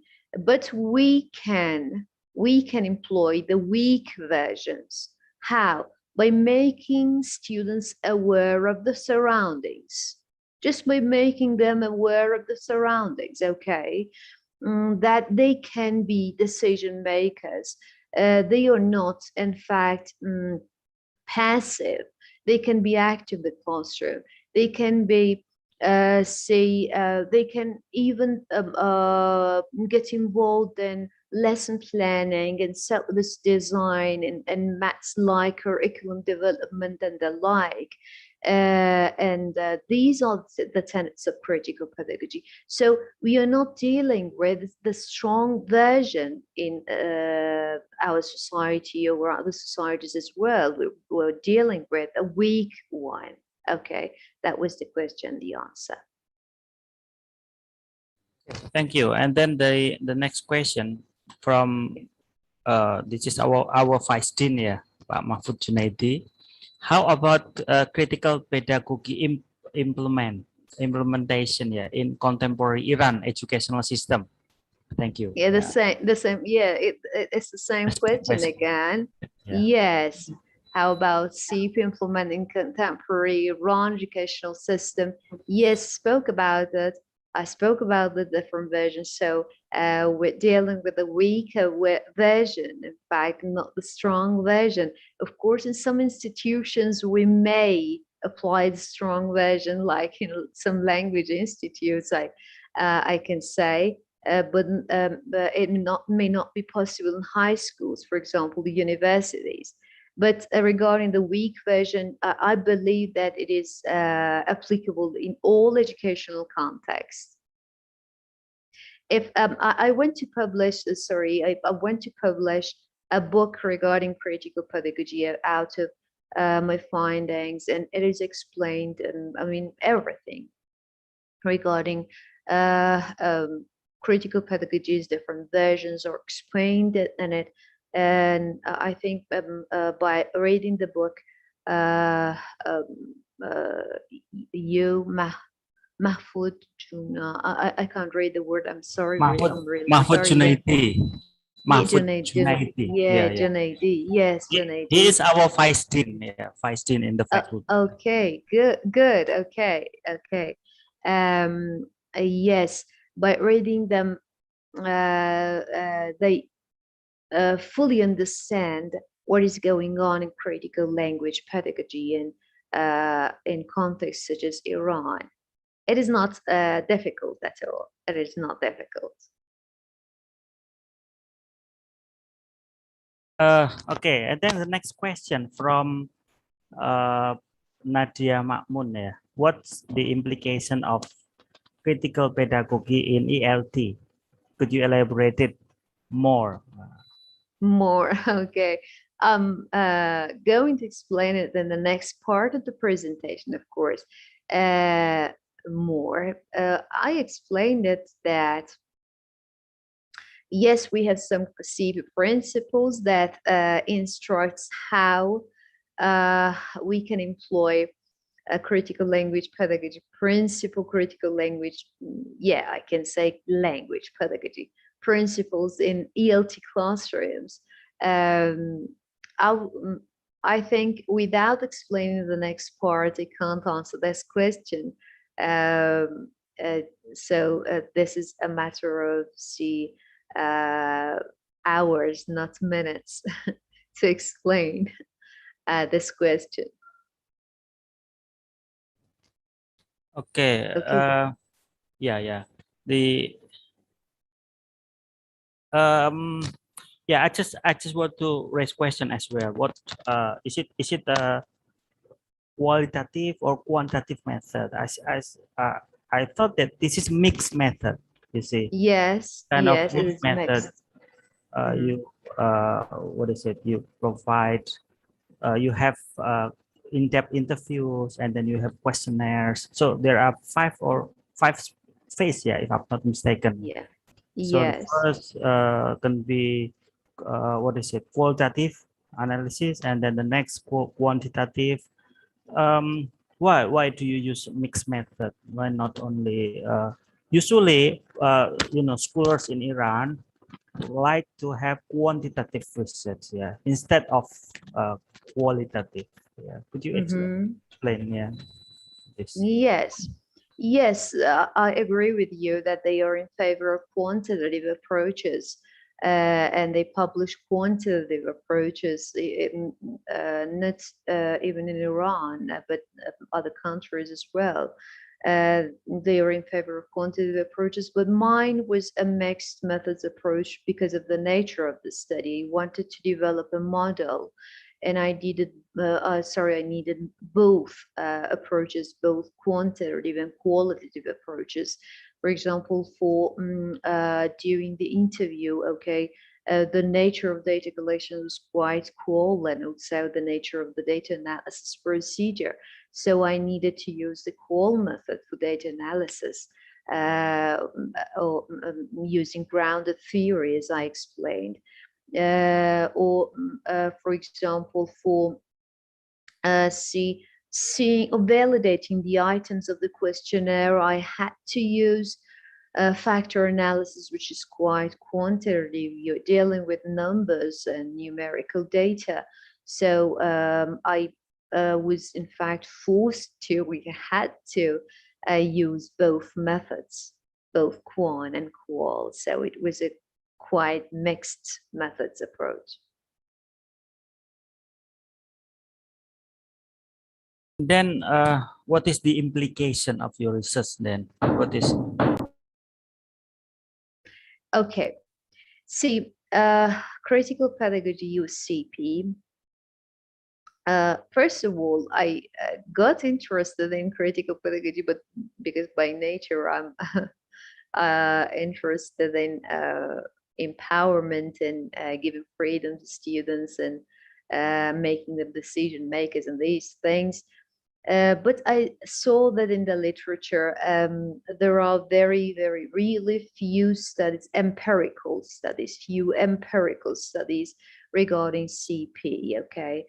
Putting CP principles into practice. I searched for the reason, but saw that they say that there is no precise definition, okay, regarding CP. And because of that, we can't put its principles into practice. So I tried to provide a definition, and after that, gather the principles and put the principles into a factor analysis and develop a questionnaire and employ it in a classroom in order to show that yes, CP is in fact possible to be defined and to be applied in a language classroom, because many critics had said that it is impossible to define critical pedagogy and it is impossible to be employed. That was why I tried to do so.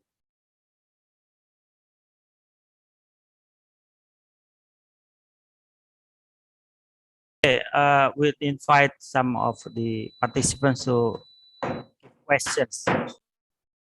Okay. Sorry, I didn't hear you. Would you please repeat? We will wait for the questions Oh, from yeah. participants. Yeah. Okay. Yes. Pak David, may I? Okay, yes. Come on. Yeah, thank you, Pak David. I'm so sorry if I off cam, Pak David. Yeah, start forward. Thank you very much for the chance, Pak David and Dr. Leila. Really interesting that you presented really insightful based on your dissertation. Is that correct, Dr. Leila? It is based. Yes, yes, you're right. It's taken from my dissertation. It's just part of it. Yeah, it's really inspiring. You're still really young and you got your doctoral degree. Thank you very much. Of course, I'm not young. I appear to be young. Okay, thank you. Thank you very much. Well, why are you really interested in a grounded theory? I think it's the procedure. I think it takes a long time, and then the procedure also quite complicated. Dr. Leila, could you please perhaps yeah, I really want to know the reason from you, Dr. Leila. I also still learning about research method. Yeah, thank you. I think that's all. Pak David, Dr. Leila, thank you. Oh, you're welcome. About grounded theory and why I used it for the for the first phase of the study, and also somehow for the interview phase.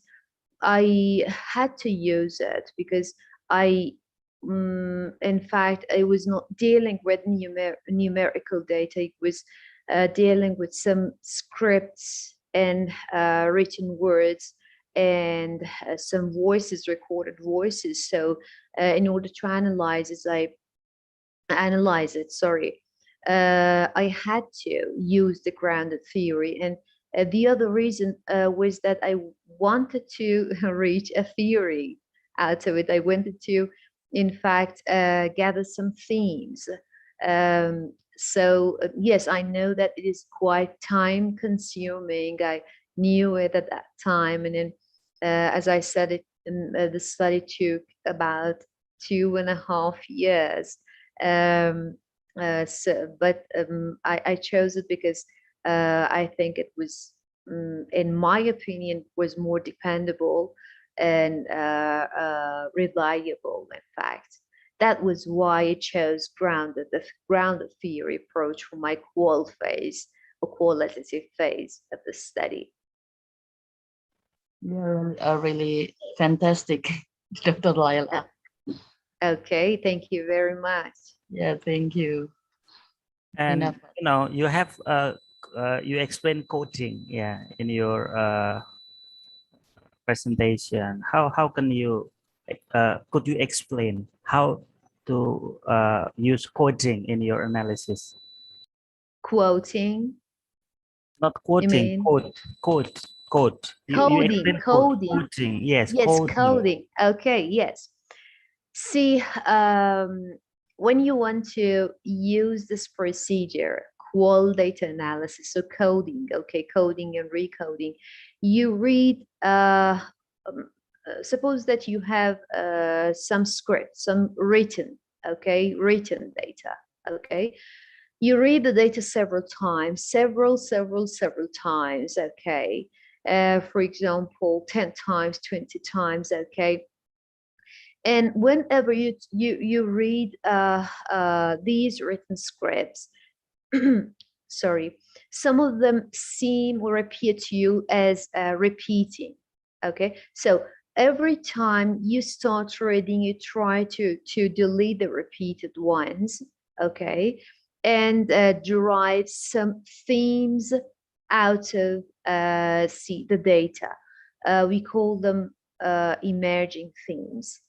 So I read, for example, 100 papers. I read 100 papers about the subject matter, okay, for the first time. For the first time, I just read it.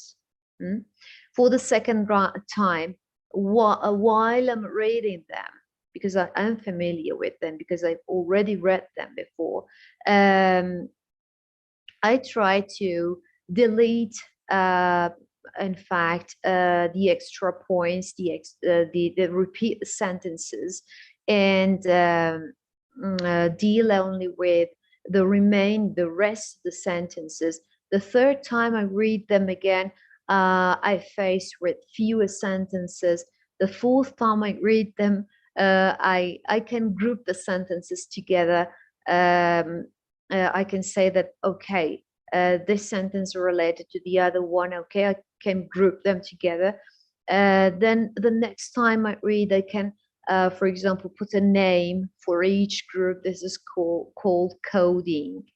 I can assign a code to each group of the sentences. I just want to describe it in a way in order to be understood, okay, by participants. Then I start recoding, means that I read the sentences again in order to see whether there is any mismatches or something like that. And finally, I come up with some themes, the emerging themes I talked about before. And that's all. It seems to be difficult, but it's not when you start doing it. And you stop coding and recoding when you reach data saturation. We call it saturation, okay? When nothing new comes up.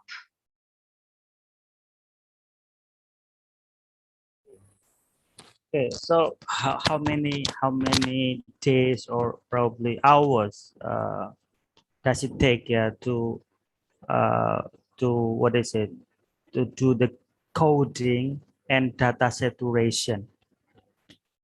I can't say how many hours. I can say just 2 months.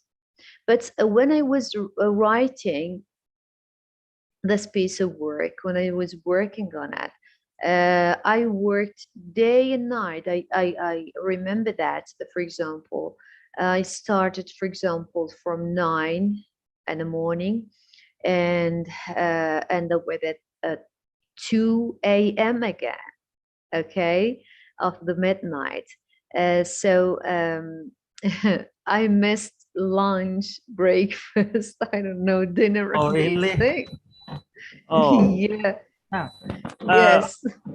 Now, which one is much more difficult, doing the data analysis in qualitative research or in quantitative research? What do you think? Qualitative research by nature is more difficult, but because in a quantitative, my quantitative phase, I dealt with 300 participants and 86 items at first. It was much more difficult for me. But by nature, qualitative data analysis is more difficult. Qual is more difficult, but in my work, quan was more difficult. Oh, I see. Yeah, Dr. Akbarpour, some of us, wonder, when you were born, in what year? You look very young, actually, but you are a PhD, supervisor. See. Okay, I don't know why I look young, but I'm 38. Oh, I'm 30. Yeah, I'm 38. Yeah, but I started teaching at university when I was 23. Yes. 23? 23? Yeah, 20. So, Yeah, 23. so you when you were 23, so you got your master's degree? Is that what you mean? Yeah, I had my master Oh, degree. in Yes, 23. How in come? 23. How come in Indonesia, we you know, I we I entered we have I entered university at the age of 17. 17. Okay. Oh, Yes. I entered university at the age of 17. So when I was 23, I had my master degree. I started teaching at university and at the same time, yes, started my PhD program. And then, yes, I got a faculty member of the university, and yeah, I've supervised many theses so far. yeah. Bu Nadia asked about this, So, Okay. and it's quite a wonder, You in when you were 23 and you become a lecturer in university, we usually Yeah. just graduated from university, Okay. Yes. Actually, there is other question from Alfian Fadli in the chat box again in Persian language. Yeah, I don't understand this. Yeah. Okay. Yes. Okay. I will read it.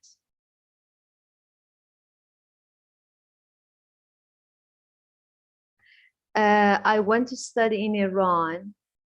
He or she, I don't know, says, I want to study in Iran, but I do not want how to go there.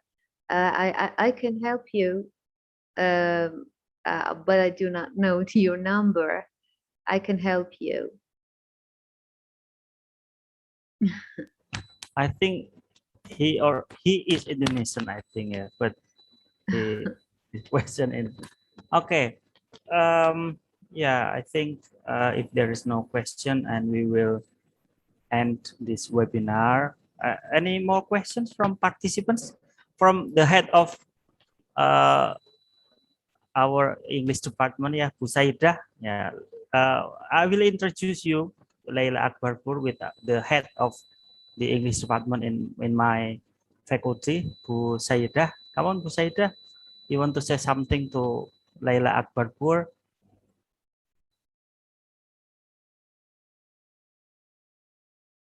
Hello. Hello. How are you doing? Thank you. Yes, I'm fine. Thank you. Uh,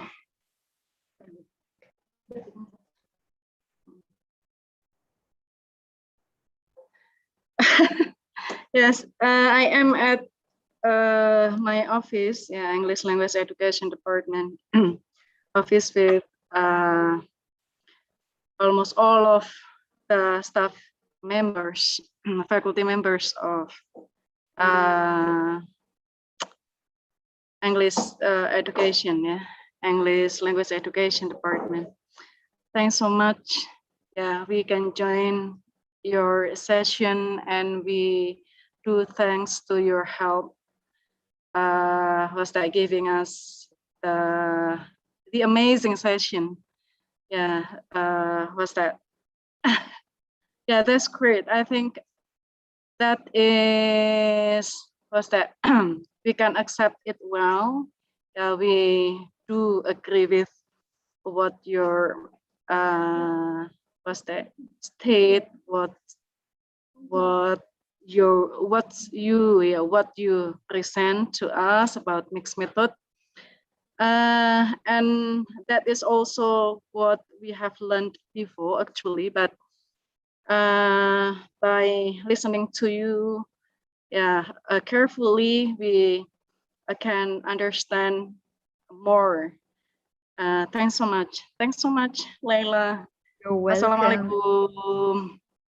You're welcome. Okay, okay. I take this opportunity to thank you, and I'm really glad to be here and speak in this community. Glad to see you too. Glad to see you too. Okay, Leila, the last thing, yeah. Do you need sampling for qualitative research? Sampling? You said there are 300 or something participants. Yes, okay. It was not simple. If you mean it was simple, I didn't understand your question. Your question was that was it simple or not? Yeah. I mean that. Did you use sampling to collect? No, not at all. Not at all. Not at all. Because see, sending questionnaires to 300 teachers, not students. Okay, if they were students, yes, it was simple. Okay, because we have around 1,000 students in our department now. But sending questionnaires to 300 teachers was not an easy job. Yes, I sent the questionnaire to 500 teachers, but 300 returned it back. Okay, so yes, I used emails. I asked my friends and my colleagues to fill in the questionnaire, to send the questionnaire for their friends. Okay, no, it was not at all simple. It was not simple. Yeah, I just wonder that you published. Yeah, this is an article in the Web of Science journal, Yes. index journal. Yeah. Yes. Somaye, is he your student or your colleague actually? My student, my PhD student. Oh, I see. Your PhD student. Yeah. Yes. Okay. Okay. I think. Thank you. If there is no more question, let me read again. If there are any questions, how to apply that. Okay, somebody has asked me to write my email here, but okay. Yeah. Actually, Yes, I can't. Actually, you have already explained. I have already explained your email. Yeah. Akbarpour. Yes, Yeah. In the first yeah, session, probably he. yes. Yeah. It was in my CV. Yeah. Yeah.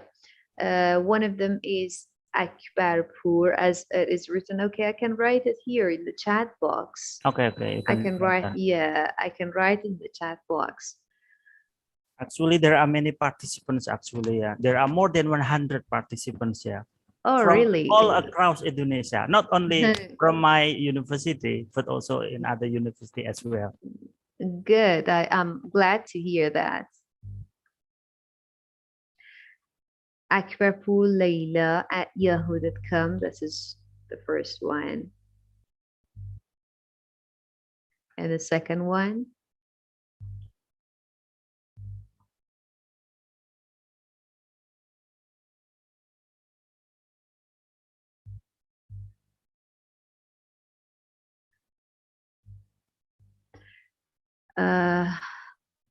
Okay, there is a mistake here. Let me correct it. Just okay.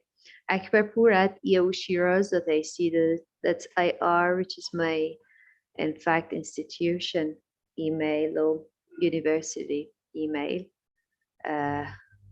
Here it is. Okay. And then the next question, how do we apply CP in intensive reading class? Okay, I want to explain it in the next part, in which I employed it in a course of reading comprehension during a semester. Oh, I see. Yeah, yes, but Okay. I think there is And no then time. the next one. I will explain.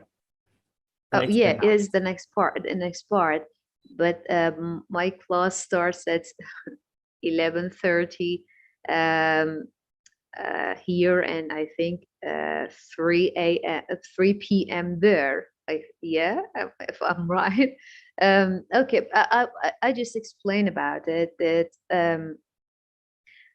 first the teacher should be make aware of the principles.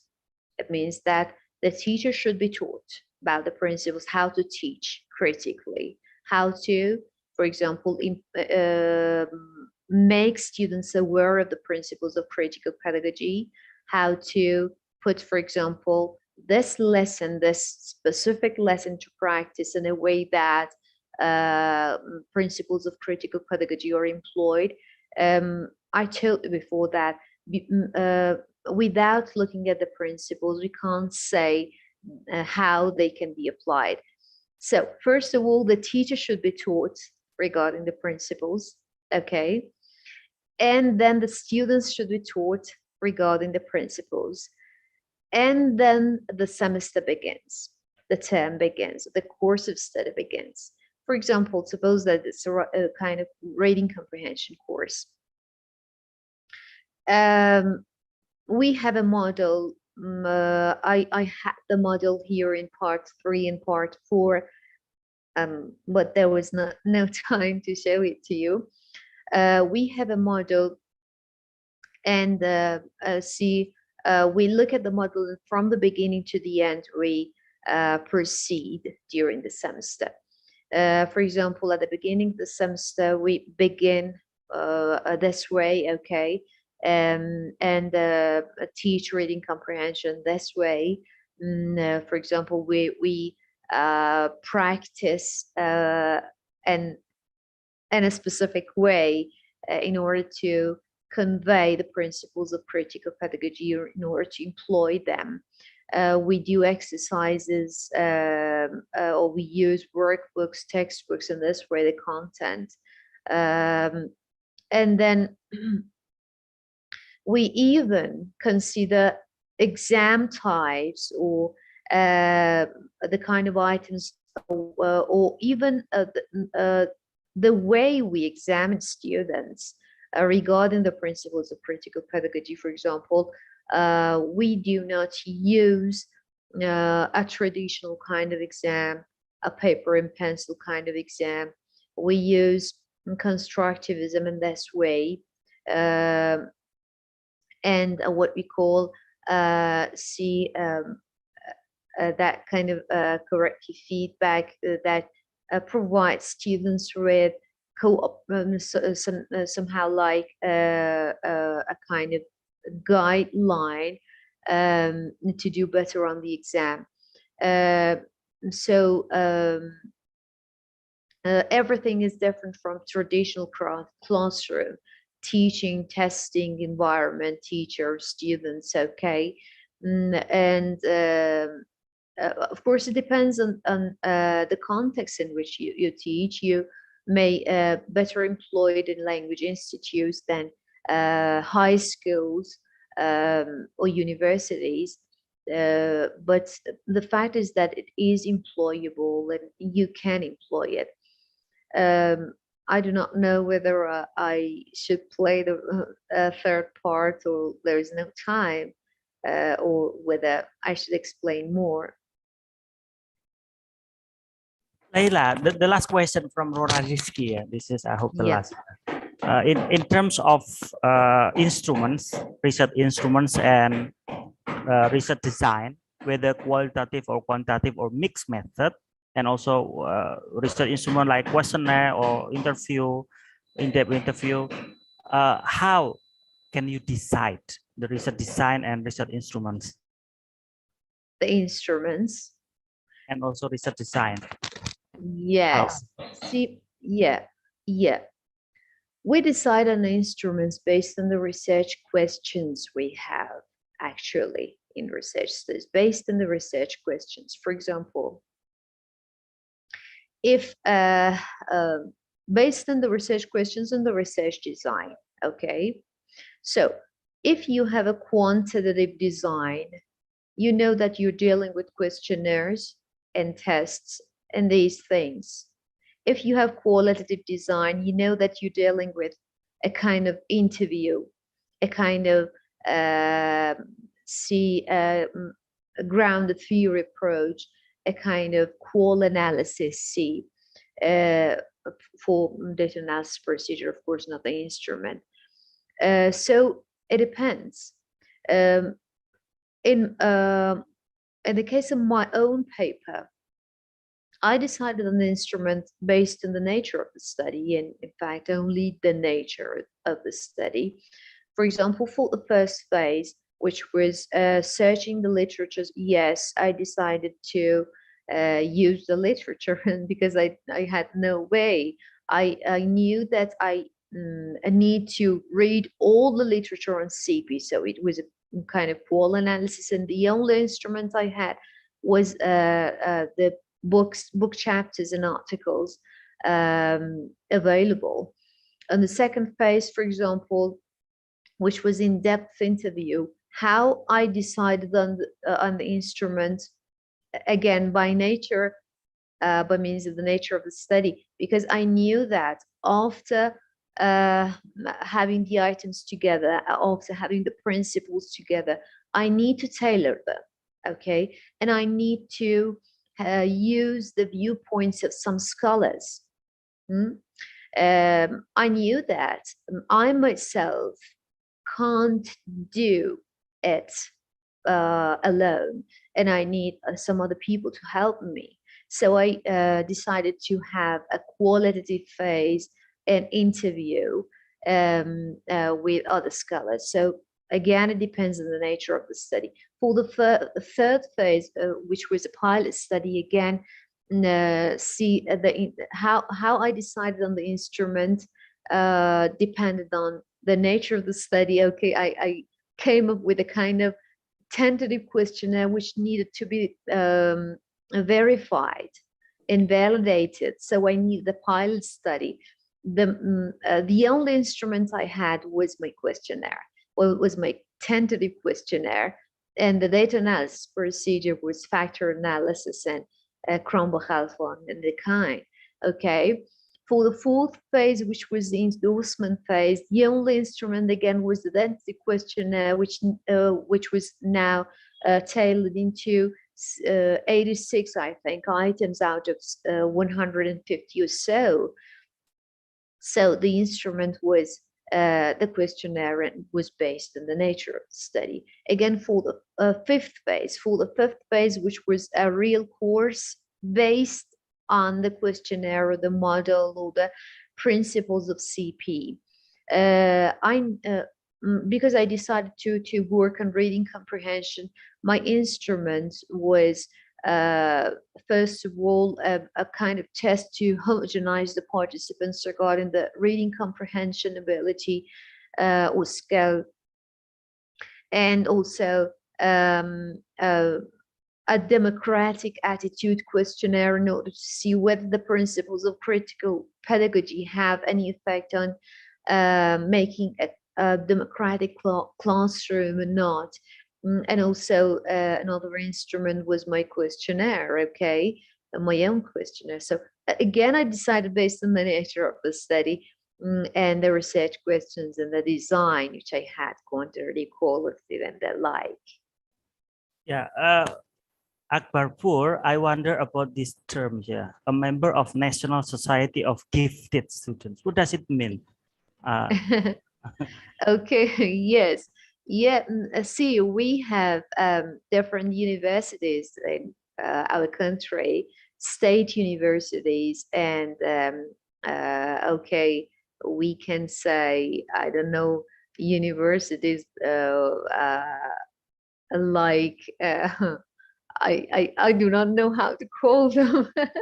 See, we have a variety of universities, but some of them are state universities, which means that you do not have to pay any fee, okay, in order to enter. But there are requirements, okay.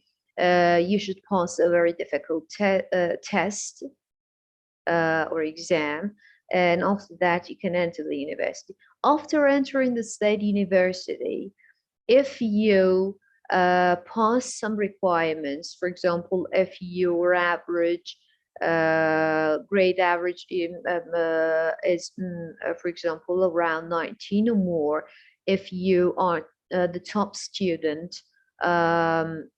every single semester, you can become a member of the gifted students, okay, the National Society of Gifted Students, and you are certified because of that. Yes, that happened for me in BA, MA, and PhD, and yes, it helped me so much, I think. Is Shiraz University state or private university? It was state. It was state. So meaning Yes. that if you are a member of National Society of Gifted Students, meaning that you got scholarship there. Is that correct? No. Or you No. are only considered to be top students, bright students in university? Yes, you are considered right a top student, and it has some it makes some opportunity for you for employment, for example, for other matters. Okay, no, there is no scholarship or something like that. No, there is nothing it's free. like that. But it is free. Yes, yeah. it is free It's because free. it is a state university. Oh, Yes, but for entering a state university, you should pass an exam, a very difficult one. Okay.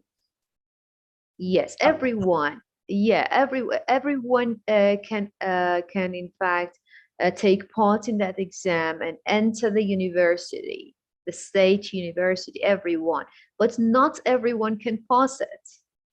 And See? how can you graduate from graduate program very quickly? Meaning when you are 20, when you were 23, how come?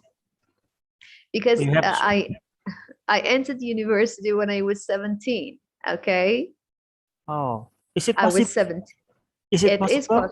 It is Oh, possible. When Yes, when because were you? When did you graduate from high school? Then 17 also. 17. Yes, I was 17 because yes, because when I was in primary school, my teachers said that one of my teachers said that this is a gifted student, and okay, so you don't need to pass the second see what was it, the second one, yeah, the third, sorry, the third grade, yeah. So you skipped yeah, I skipped it. So yeah. So I graduated at the age of 17, and then yes, I continued my Your experience doesn't happen in Indonesia. I think we can skip the year. Yeah, I think you are special. Yeah, and extraordinary, top. Yeah. Okay, thank you very much. Okay, thank you, Leila Akbarpour. Yeah, we are very happy to have you here. And actually, we know by accident. Yeah, you email me about the complaint, and then I invite you to the webinar. Thank you very much. Yeah, Leila. See you again next time. Bye-bye. Assalamualaikum warahmatullahi wabarakatuh. Thank you very much. Thank you very much. Thank you very much. Leila Akbarpour. You're welcome. I'm glad to be here. Thank you so much, Leila. Okay, you're welcome. I'm really happy to be here and speak to you. Yeah, great. Me too. Thank you. Okay, I will close the Zoom meeting now. Oke, Pak